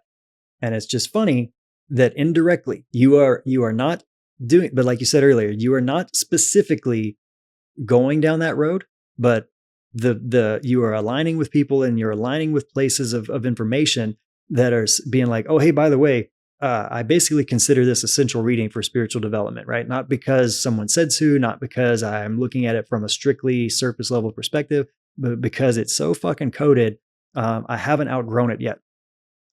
Yeah. And Kal-El, Superman? No. We got to talk about this. Okay. I'm still trying to read your faces on when I was like, I missed my mark, or if it was like, oh, he liked that one. No, don't read into it. Okay. My faces are a little interesting right now because I woke up at 5 a.m. to drive here in the car for 8 hours. I did a men's group. Then we went out to eat. So I've been rolling all day. Nice. So I don't even know what the fuck my face is doing at this point in the day. So that's why I might be talking a little bit slower right now too, because I'm trying to gather. Yeah, so the first thought there, you're right. I'm not out here looking for people that understand the Bible. Yeah. It's coming to me. Yeah, they're popping up. It's fucking wild. I didn't go to Chris Jones because I didn't talk to Chris. Yeah. Or ask him to do the podcast because of the Bible. Uh-huh. I just had this feeling he was going to be a really interesting conversation because I saw him talking about some philosophy sometimes in his videos, and I was like, this is a really interesting guy. Yeah. What would happen in a longer form? And I didn't feel like there was any long form content. I was like, fuck it. And then we get on there and it's about the Bible. When we met, it wasn't over the Bible, but then we do the Bible shit and everybody's like, oh my God, this is fucking wild, dude. Yeah. And over and over, not just in like other people, but in myself, I'm like, this is a key. Because I feel like if you just ignore the Bible, there's going to be so many people that are, I don't want to say lost in the sense that like, now you're the lost one, like then you are lost. Yes. Obi-Wan, right? I don't want to be Obi-Wan. But what I'm saying is that all the people that see the truth in the Bible, I think there needs to be an intermediary, or not needs to, but there's a profound nature of not just going to Eastern traditions and Taoism and Hinduism and these other things that I've done, Vedic, Kriya Yoga. Mm-hmm. Not just like saying, fuck the Bible. But not the stretchy kind. That was one of the funniest you ever said. Bruh. Not the stretchy kind. That's right. Yogi yoga. I'm not the stretchy kind of yogi. Yeah, for those who don't know, people ask me if I'm a yogi. I'm like, no, not the stretchy kind, bro. Just like Kriya Yoga is something different. Yeah. And my point is that I'm coming home to the realization that there is truth in the Bible, but it's just not in the way it's usually talked about. And it goes against the narrative. But that this is something that I'm realizing I'm here to share with the world. Right. And, honestly, this is a daunting task for me. I love it. At the same time, I realize the challenge that it is when you go against one of the most established systems in our current time period of like, this is what the literal interpretation, Yeah. you disrespect, whatever. But I feel like this needs to happen or not need to. Again, it's not about need. It's For you, my right? word here is that I'm looking at the large, the macro evolution of human consciousness. And I'm thinking about, if we don't address the Bible, look at the Inquisitions. You're right. Look what fucking happened last time with the Bible. Those who you don't- think that's going to change? No, bro. Now, again, why did it happen? Because most of the population was unread. They weren't like, we mentioned earlier that there for a while in the Middle Ages, the Bible was only allowed to be printed in Latin, and the only people legally allowed to learn to read, write, and speak Latin were the clergy, and the commoners, the regular people, were legally forbidden from doing so. So there's a gap in access to information. Now, what did the Quran say? Where I mentioned earlier that the Quran is meant to be the final revelation. That's what it's called. The Prophet Muhammad was given communication directly from the same source God that's being talked about in the Jewish Torah and the Christian scriptures, right? Like, it's constantly referencing those stories, those people, all that stuff. So when it says Allah, that's just an Arabic word for what we in English call God, that the people in Hebrew would have called Yahweh, or that's it. We're talking about the same entity, the same supreme creator consciousness. And when the Quran is referencing that, this is early on. This is in I think it's Surah 178. But either way, this is the quote I mentioned earlier. Among them are unlettered folk, which means unread or illiterate. Among them are unlettered folk who know the scripture not except from hearsay. They but guess. And that's almost all of us for at least a good while in our journey. We haven't even actually read it, let alone studied it. And that's another reason we put it off, because we're aware that it's dense material that goes so far on the surface, but it requires actually studying it and breaking it down and dialing back history and languages a little bit to really get into it. So easy. It's not easy. It takes commitment. It takes a little chipping away every day. It's not like I reach the finish line next week. It's something that requires just making part of what you do. And the reason, I didn't really do that for a long time, right? Like, so because we are unlettered and we don't know, and nobody really knows because most people haven't read it, we're just kicking around hearsay, and we're kicking around verses that are actually not in the Bible. We're kicking around ideas that were never what was truly expressed, and we're missing a lot of the ways in which it becomes the pathway back to oneness with God. It doesn't mean it doesn't mean what most people think. It means moving into a place where your yoke is light and your burden is easy, and your will becomes so aligned with God's will that it removes self-doubt. It removes,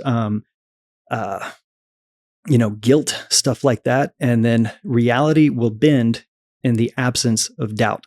But as we are existing to some degree with known ignorance, and to some degree stimulating shit that's like not our highest truth of who we are and our divine individual nature as co-creators of reality, as we're playing small and playing dumb and playing, addict or victim or whatever, or playing ignorant, that's where we have to remain. And from there, we see people that are tyrants. But as we begin to move more in our own power, all we see is ourself in flow with the divine, and life becomes beautiful. You enter into a space where you're traveling across the country, you're having the fucking time of your life, right? Like that time of your life space where I could give a fuck less what's going on in an election.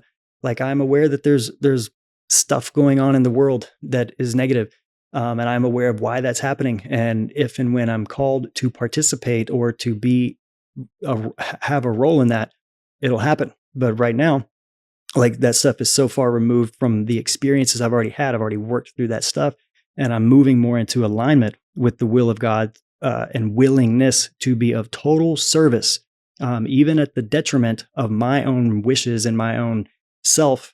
I am surrendered to the flow of service. So when I get beautiful moments and beautiful seasons, I don't have to feel any guilt or worry, which is why the highest expression of love and oneness of God which was Jesus, is also the highest expression of manifestation. And he said we should be doing more than that. So if people really want to talk about manifestation, there's going to come some seasons of surrender and letting letting go and being patient while you're not getting what you want and while you're kind of forgetting about what you want, because the things you think you want, really, you're going to find out were rooted in lower chakra energy. They were rooted in wounding or something that you didn't quite understand. And through that, letting your land lay fallow and creating a pause, you're going to be moved more into a higher alignment. And from there, you will see your life take shape more powerfully and in a way that looks more magical or miraculous, because you have moved more into your alignment with God. And from here, you can move and be in a higher vibration without having to constantly think and gum up the works. Like we talked about, when you intellectualize something into the body, then the body can just do it and you don't have to think about it. You can just be and move in real time. An athlete on the field is, flowing and moving and doing their shit. And they're not constantly evaluating their every little footstep the way they would afterwards. So that's spiritually what has to happen. But most people, and myself included, are unwilling to sit through the still parts that flush up all the shit that we have to let come to the surface and be cleared away.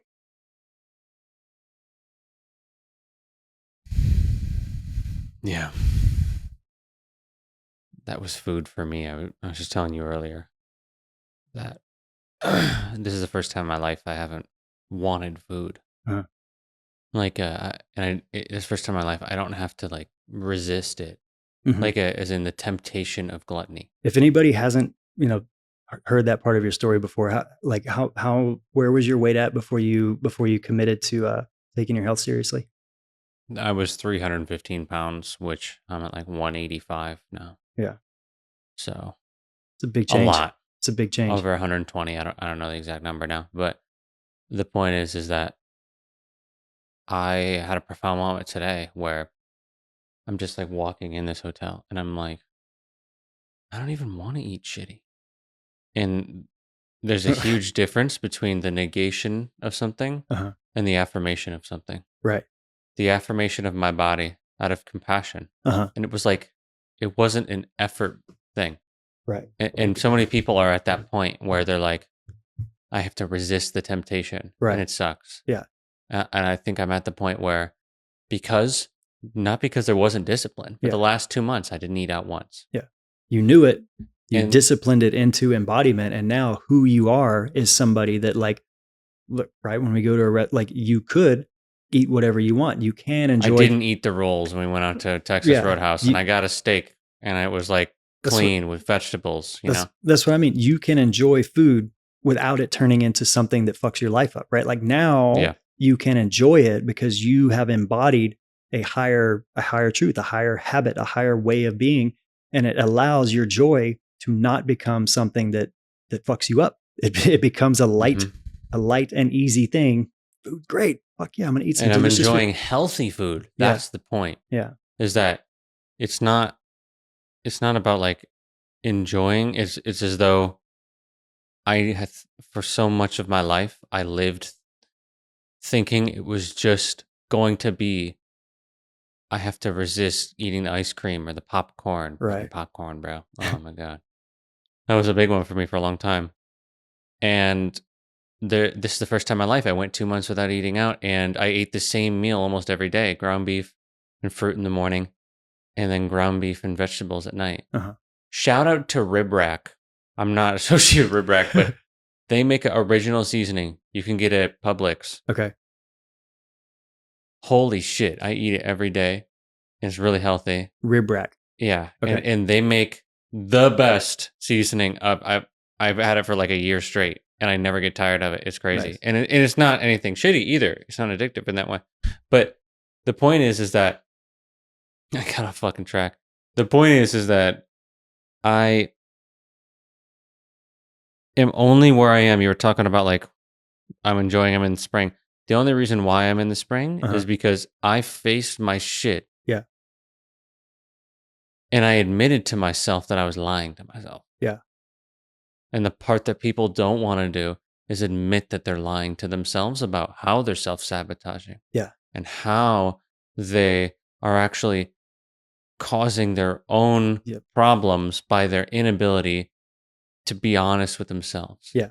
And so it wasn't until I said, you know what? I am fucking distracting myself by eating, or and I am actually scrolling. Yeah. And that's the honest truth. And I sat with that shit. And I sat with the guilt. And I sat with the fear of what if I never gets better? The guilt of I'm not reaching my potential. Uh-huh. And I integrated that into remember what I said earlier? Uh-huh. The one narrow path. Right. The path that basically you can always get to the highest timeline. You can't make a necessarily wrong decision. That time, the trick is that timeline isn't available to you now because you made some sort of decision, yada, yada. Mm-hmm. To me, the key was I can still get to that highest potential right now. Yeah. And I'm not going to get lost in the sauce of what the fuck I did before. Yeah. And I have to be able to accept that part of me that does want to self-sabotage. Yeah. And love it. But I can love something and not give it control. Yeah. In the same way, if I'm driving a Tesla, you can put that bitch on autopilot, but you don't have to. Yeah.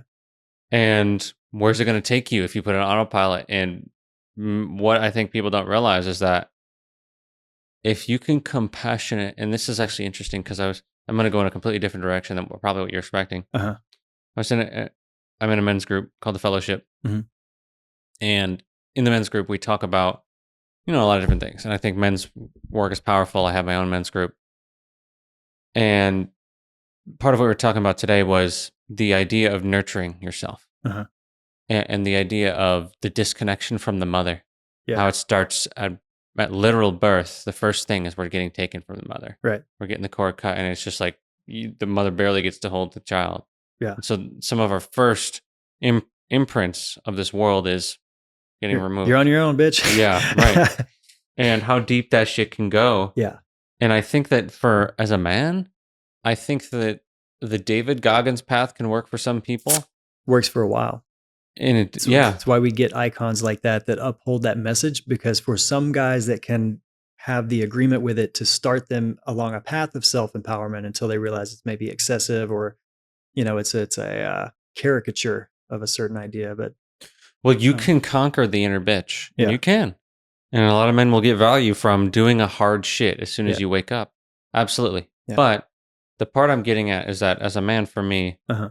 I had to connect to what you could call in the collective unconscious. There's an archetypal image of the mother. Mm-hmm. And I had to look beyond my earthly mother Mm-hmm. and see that there is a way, because I'm trying to find the truth, right? I'm trying to realize that truth. Uh-huh. I think that one of the deepest things that nobody's talking about is there is a way to connect to that archetypal image of the mother, the truth of the mother that is beyond the earthly mother, where there's compassion, but yet boundaries. Mm-hmm. In the way that a mother would protect her child. There's compassion Mm-hmm. and empathy. Yeah. But there's also boundaries. I'm not going to let that shit happen. Yeah. And I had to do that within myself. It wasn't I need to do this from a place of, I hate this part of me. Yeah. But actually, if we're talking about Christ consciousness, I started to realize there has to be a moment where I accept and unify that part of me. Right. And actually, if I can learn to nurture instead of looking for it in a woman, for Mm-hmm. example, which I've done, instead of looking for that in someone else, if I can realize that within myself and have that balance and wholeness within myself, I mean, that's what the hieros gamos is, right? Mm-hmm. In alchemy and in esoteric literature. Mm-hmm. It's a combination of two beings that are whole. Yeah. In the masculine and feminine, it's represented. That's a whole different thing. Mm-hmm. The point is, it wasn't until I accepted those parts of me and discovered that they were there and was honest with myself that they were there. Mm-hmm. And I said, bitch, I love you. It's okay. But I got this now. Uh-huh. And then as I held that sword of compassion, you could call it, Mm-hmm.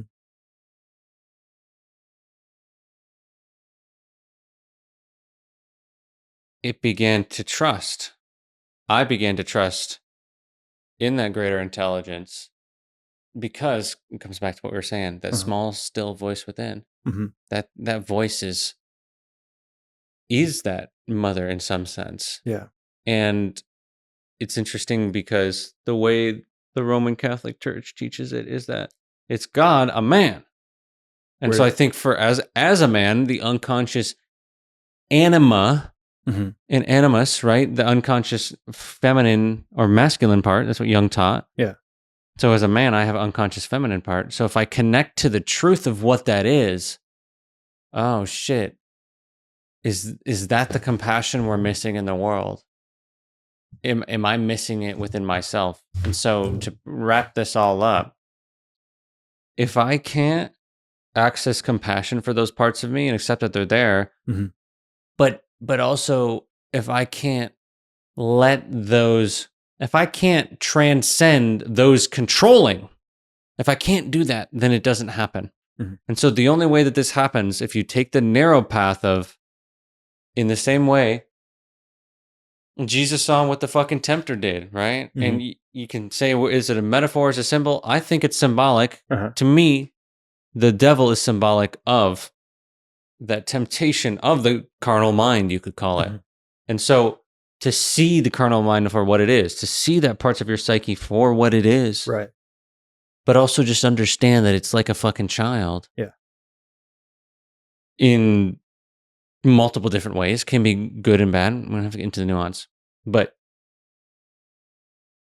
it's like a child, and you have to take control. As in, you have to take control of your actions and set boundaries from those parts ruling your kingdom. What I'm getting at is, you have to rule your kingdom. Yeah. Within you. And access the kingdom within you. Yep. Not outsourcing any part of it to God, to the church, to your spouse. This is where the moment it gets outsourced. Now you have someone you can blame, or somebody you can set up for failure because you have made them your God, your false idol, who you expected to be your savior. But what effectively somebody did was project onto someone else or some outside being, imaginary or real, projecting out things that they have yet to address within themselves. And a lot of that is uncovering discomfort, which, like you said, it could be food for you. It could be, like I've had other problems. I guess won't get too personal about it, but like the things that need to be sat with and came up, like how Jesus said, don't even bother making don't swear an oath, just let your yes be yes and let your no be no. And that wasn't just some simple thing in passing. That is the most profound level of how in tune with our power we really are. For every lie we tell to ourselves, we put a handicap on our divine power or our divine ability and our level of peace. So like in the instance of if it's food, saying yes or no to food is really, why do, for me, things that I had, comfort mechanisms I had, why do I want this? Is this in itself good or bad? It's not even that. It's where is it coming from? What perceived unworthiness, or what perceived invalidation, or perceived flaws, or all this stuff. Love. What do I feel within? Yeah. What do I feel within? What do I feel I'm missing? What do I feel I'm unworthy of? What do I feel that I'm not going to get? So rather than look at that, I lie to myself and pretend, like completely forget that even exists. And I say this instead, this little pain. And I feel this now, even in subtle ways. Like I'll walk through the grocery store, and sometimes I usually like to leave my phone at home. And I'll just to notice, like today, most people might even agree that I'm a fairly self-aware person. I can catch my thought process and my chemical workings in my body at a very subtle, pretty soon level. But I'll be walking through a grocery store, and this happens on a daily basis, right? If I leave my phone away, this is the thing that I have a problem with. But the slightest little chemical of displeasure, like I walk by, there was something I thought I was going to get, they're out. And I catch myself wanting to reach for my phone, and it's not in my pocket. So that causes me to pause and think, why the fuck did I just reach to grab for my phone?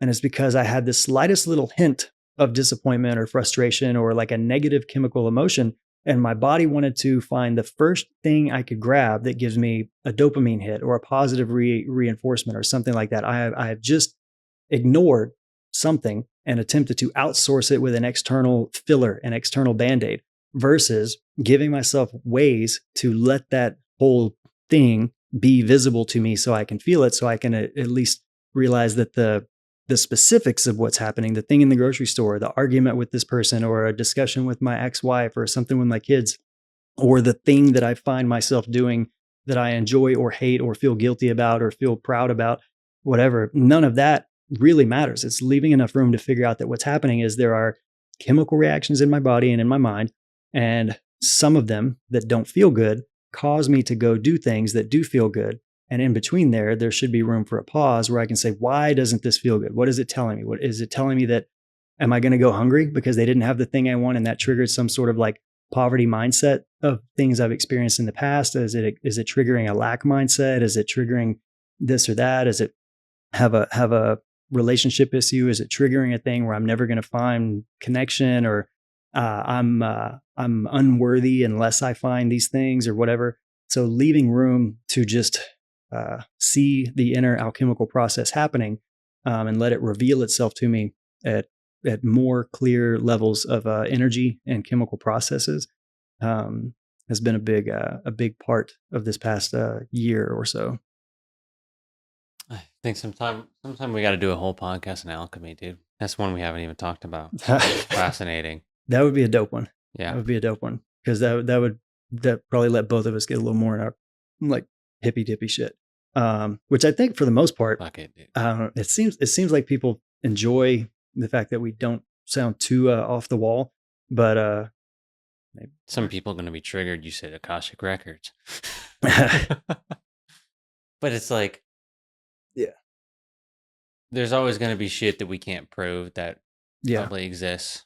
I was so my book, which is behind you, like you can see, it's super thin. The feedback, everybody's feedback has been the same. It's effectively taking some very big concepts Here, and sure, yeah, put it in front of the camera. Put it in front of your face so the human right in front of your face. There you go. Yeah, can you sit? Yeah. So yeah, the book is really thin. It's really short and easy to digest. It's heavily coded. The purpose of this book is, as you read through it, it minimizes the need to go too deep intellectually, and it very immediately pulls into alignment this sense of knowing, this sense of being at ease with huge questions, and settling more into an energy of calmness and love. And then it was originally a longer book, but right when it was time to publish it, I split it into parts, because at the end of chapter 7, it goes into the Christ oil practice, and from there, that's like a clear jumping off part, because book 2 is much deeper, much more esoteric, and stuff like that. And not everybody would be along for the ride. For those who are, leaving this book room to do its things, to be sat with, for people to work through some of the meditations and the intentions and let them become embodied, would be good. But also for the people who don't dig it, wouldn't want to read what comes after that anyway. So yeah, so I split it. Okay, what's the name of it again so people can get it? The name is it's Ascension, Knowing God in You, Book 1, Removing the Veil to Source and Activating the Christos Within. Boom. Link for that'll be in the description. Holy shit, we absolutely popped off today. This was absolutely worth it, man. Yeah. Hopefully my ramblings at the end were intelligible. I don't fucking know. Dude, that was like heartfelt. We have started teetering into personal territory, that the last podcast and this one, and personal testimony is important, is powerful, and I'm thankful that you like open up, that you share the way you do. Yeah, for me it's just trying to find a balance, you know. I think that people need to know what we've been through. Yeah. You know, I've done a lot of fucked up shit.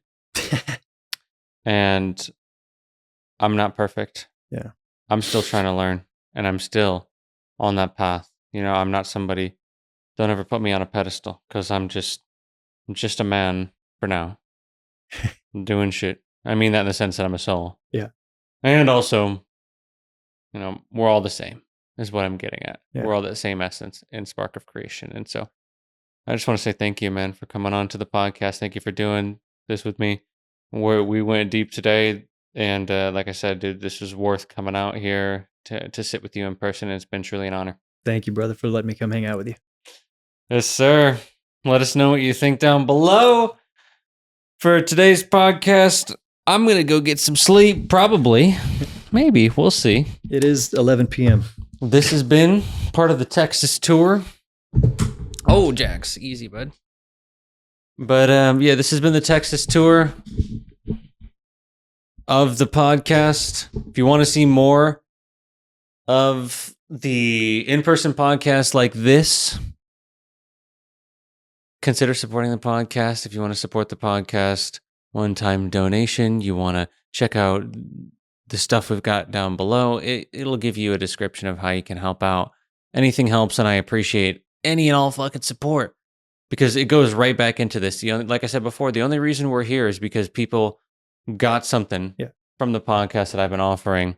So this is what I was saying collectively. Some people, whether consciously or not, are aware they're effectively funding you doing the legwork for gathering and consolidating the wisdom that they are wanting to have, the spiritual food that people want to get. And they're like, everywhere I look is bullshit. I have found you. I trust you. I dedicate my life to this shit. Yeah.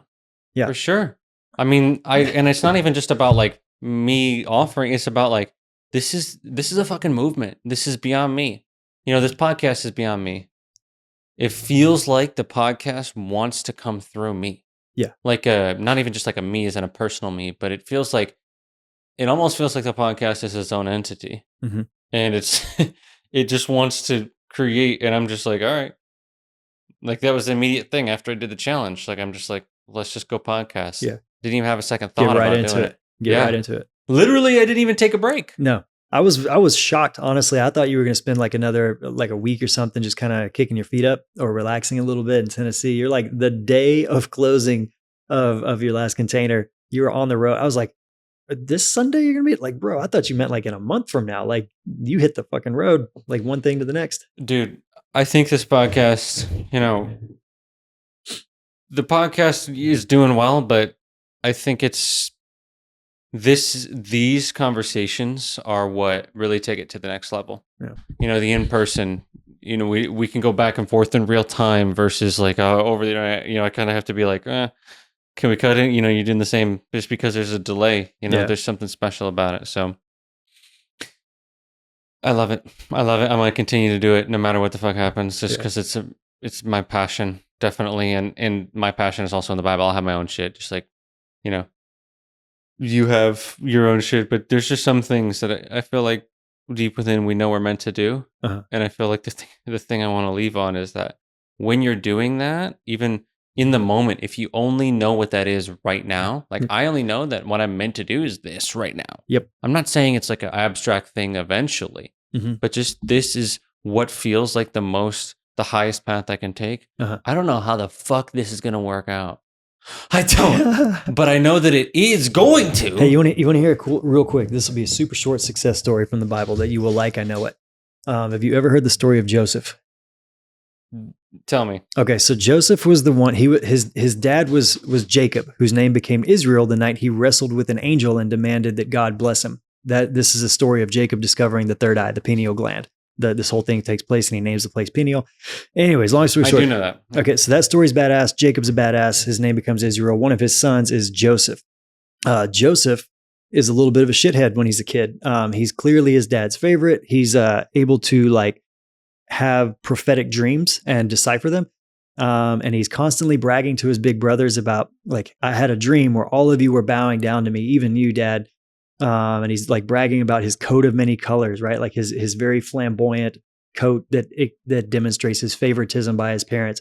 So his big brothers get so sick of him being a little shithead, even though he is the favored son and he's clearly gifted, and they sell him into slavery. So he basically spends the next 20 years as a slave and in prison. But everywhere he goes, he's at least like got the best of circumstances. Like God had favor on him, so he was like favored by the first place he was at and then in the prison. So this ends really, really positively. But effectively, there's one point when he's in the prison, these guys come in and they're talking about these dreams that they had. These are two guys who are like close advisors of Pharaoh. And they're talking about these dreams they had, and he deciphers them accurately. He's like, yours says that you're going to be forgiven by Pharaoh. Yours says that he's going to kill you in 3 days. And they're like, what the fuck, dude? And then when they're leaving, he's like, hey, remember me when you talk to Pharaoh. That's his ego saying, I sure would like to get out of this prison. Here's some people that recognize my gifts. Let me just put in a good word so they, get me out of here. That was his ego doing it. Now, years go by. That's an indicator that basically him trying to use his ego to latch onto his spiritual gifts to improve his circumstances and get out of prison was what basically caused a delay. But years later, Pharaoh has a dream that he can't decipher and it's troubling him. And he calls all the magicians and soothsayers and all of his counselors, and they're like, we don't fucking got it. And then the one dude that met Joseph in the prison is like, oh, you know what? I totally forgot. I met this guy. He's a whiz with dreams. You should call him up here. So Joseph wakes up one day. The prison guards take him to the palace. He's talking to Pharaoh and breaks it all down. And effectively, Pharaoh's so blown away with what he says. He's like, I trust you entirely to oversee these next 14 years of what have to be done. So I'm going to give you my ring of authority. And the only person over you in all of Egypt will be me, only in title. But basically, you're in charge of Egypt now. So Joseph woke up in prison and went to sleep in the palace, like the number 2 in all of Egypt, right? Based on his gift. But that was after he'd stopped. Like he'd just kind of gotten used to, he's like, you know what? I'm here. I have this gift. When there's time to use it, I'll use it. But he was basically surrendered to the circumstance he was at. And then when he was in alignment, woke up one day in a prison and went to sleep in a palace. And I'm sure you can think of examples in your life where shit has happened just that quickly. Like turn of events can fall in your lap beautifully all of a sudden out of nowhere when that alignment just sort of clicks in place.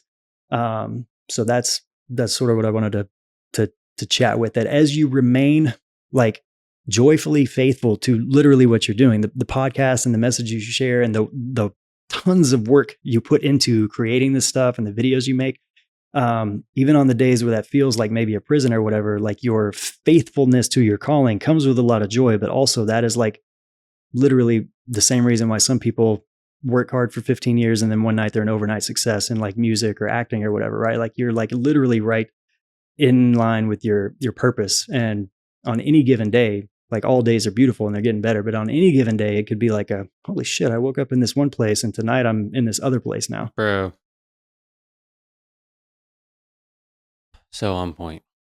That's so on point. I think one of these, I don't know what podcast it is. It's going to happen at some point. One podcast is just going to fucking go. Yeah. It's just going to go and it's going to be, that's it. Uh-huh. Like that's going to take it. And I'm talking about probably on YouTube. Like we're doing pretty good overall, but it's going to take the podcast to another fucking level. Like I'm trying to go real far with this. I'm trying to do it the best that it can. Yeah. I don't give a fuck about the numbers like for vanity. Right. It's just I want to reach people to help. Yeah. That's the point. Yeah. And so, yeah, man. I mean, same for you, right? Sometimes it can feel like, oh, what the fuck, dude? You know, what's happening? Yeah. But I think we both know that we do this because we know there's something deeper in it. Yep. And that's what really fucking matters at the end of the day.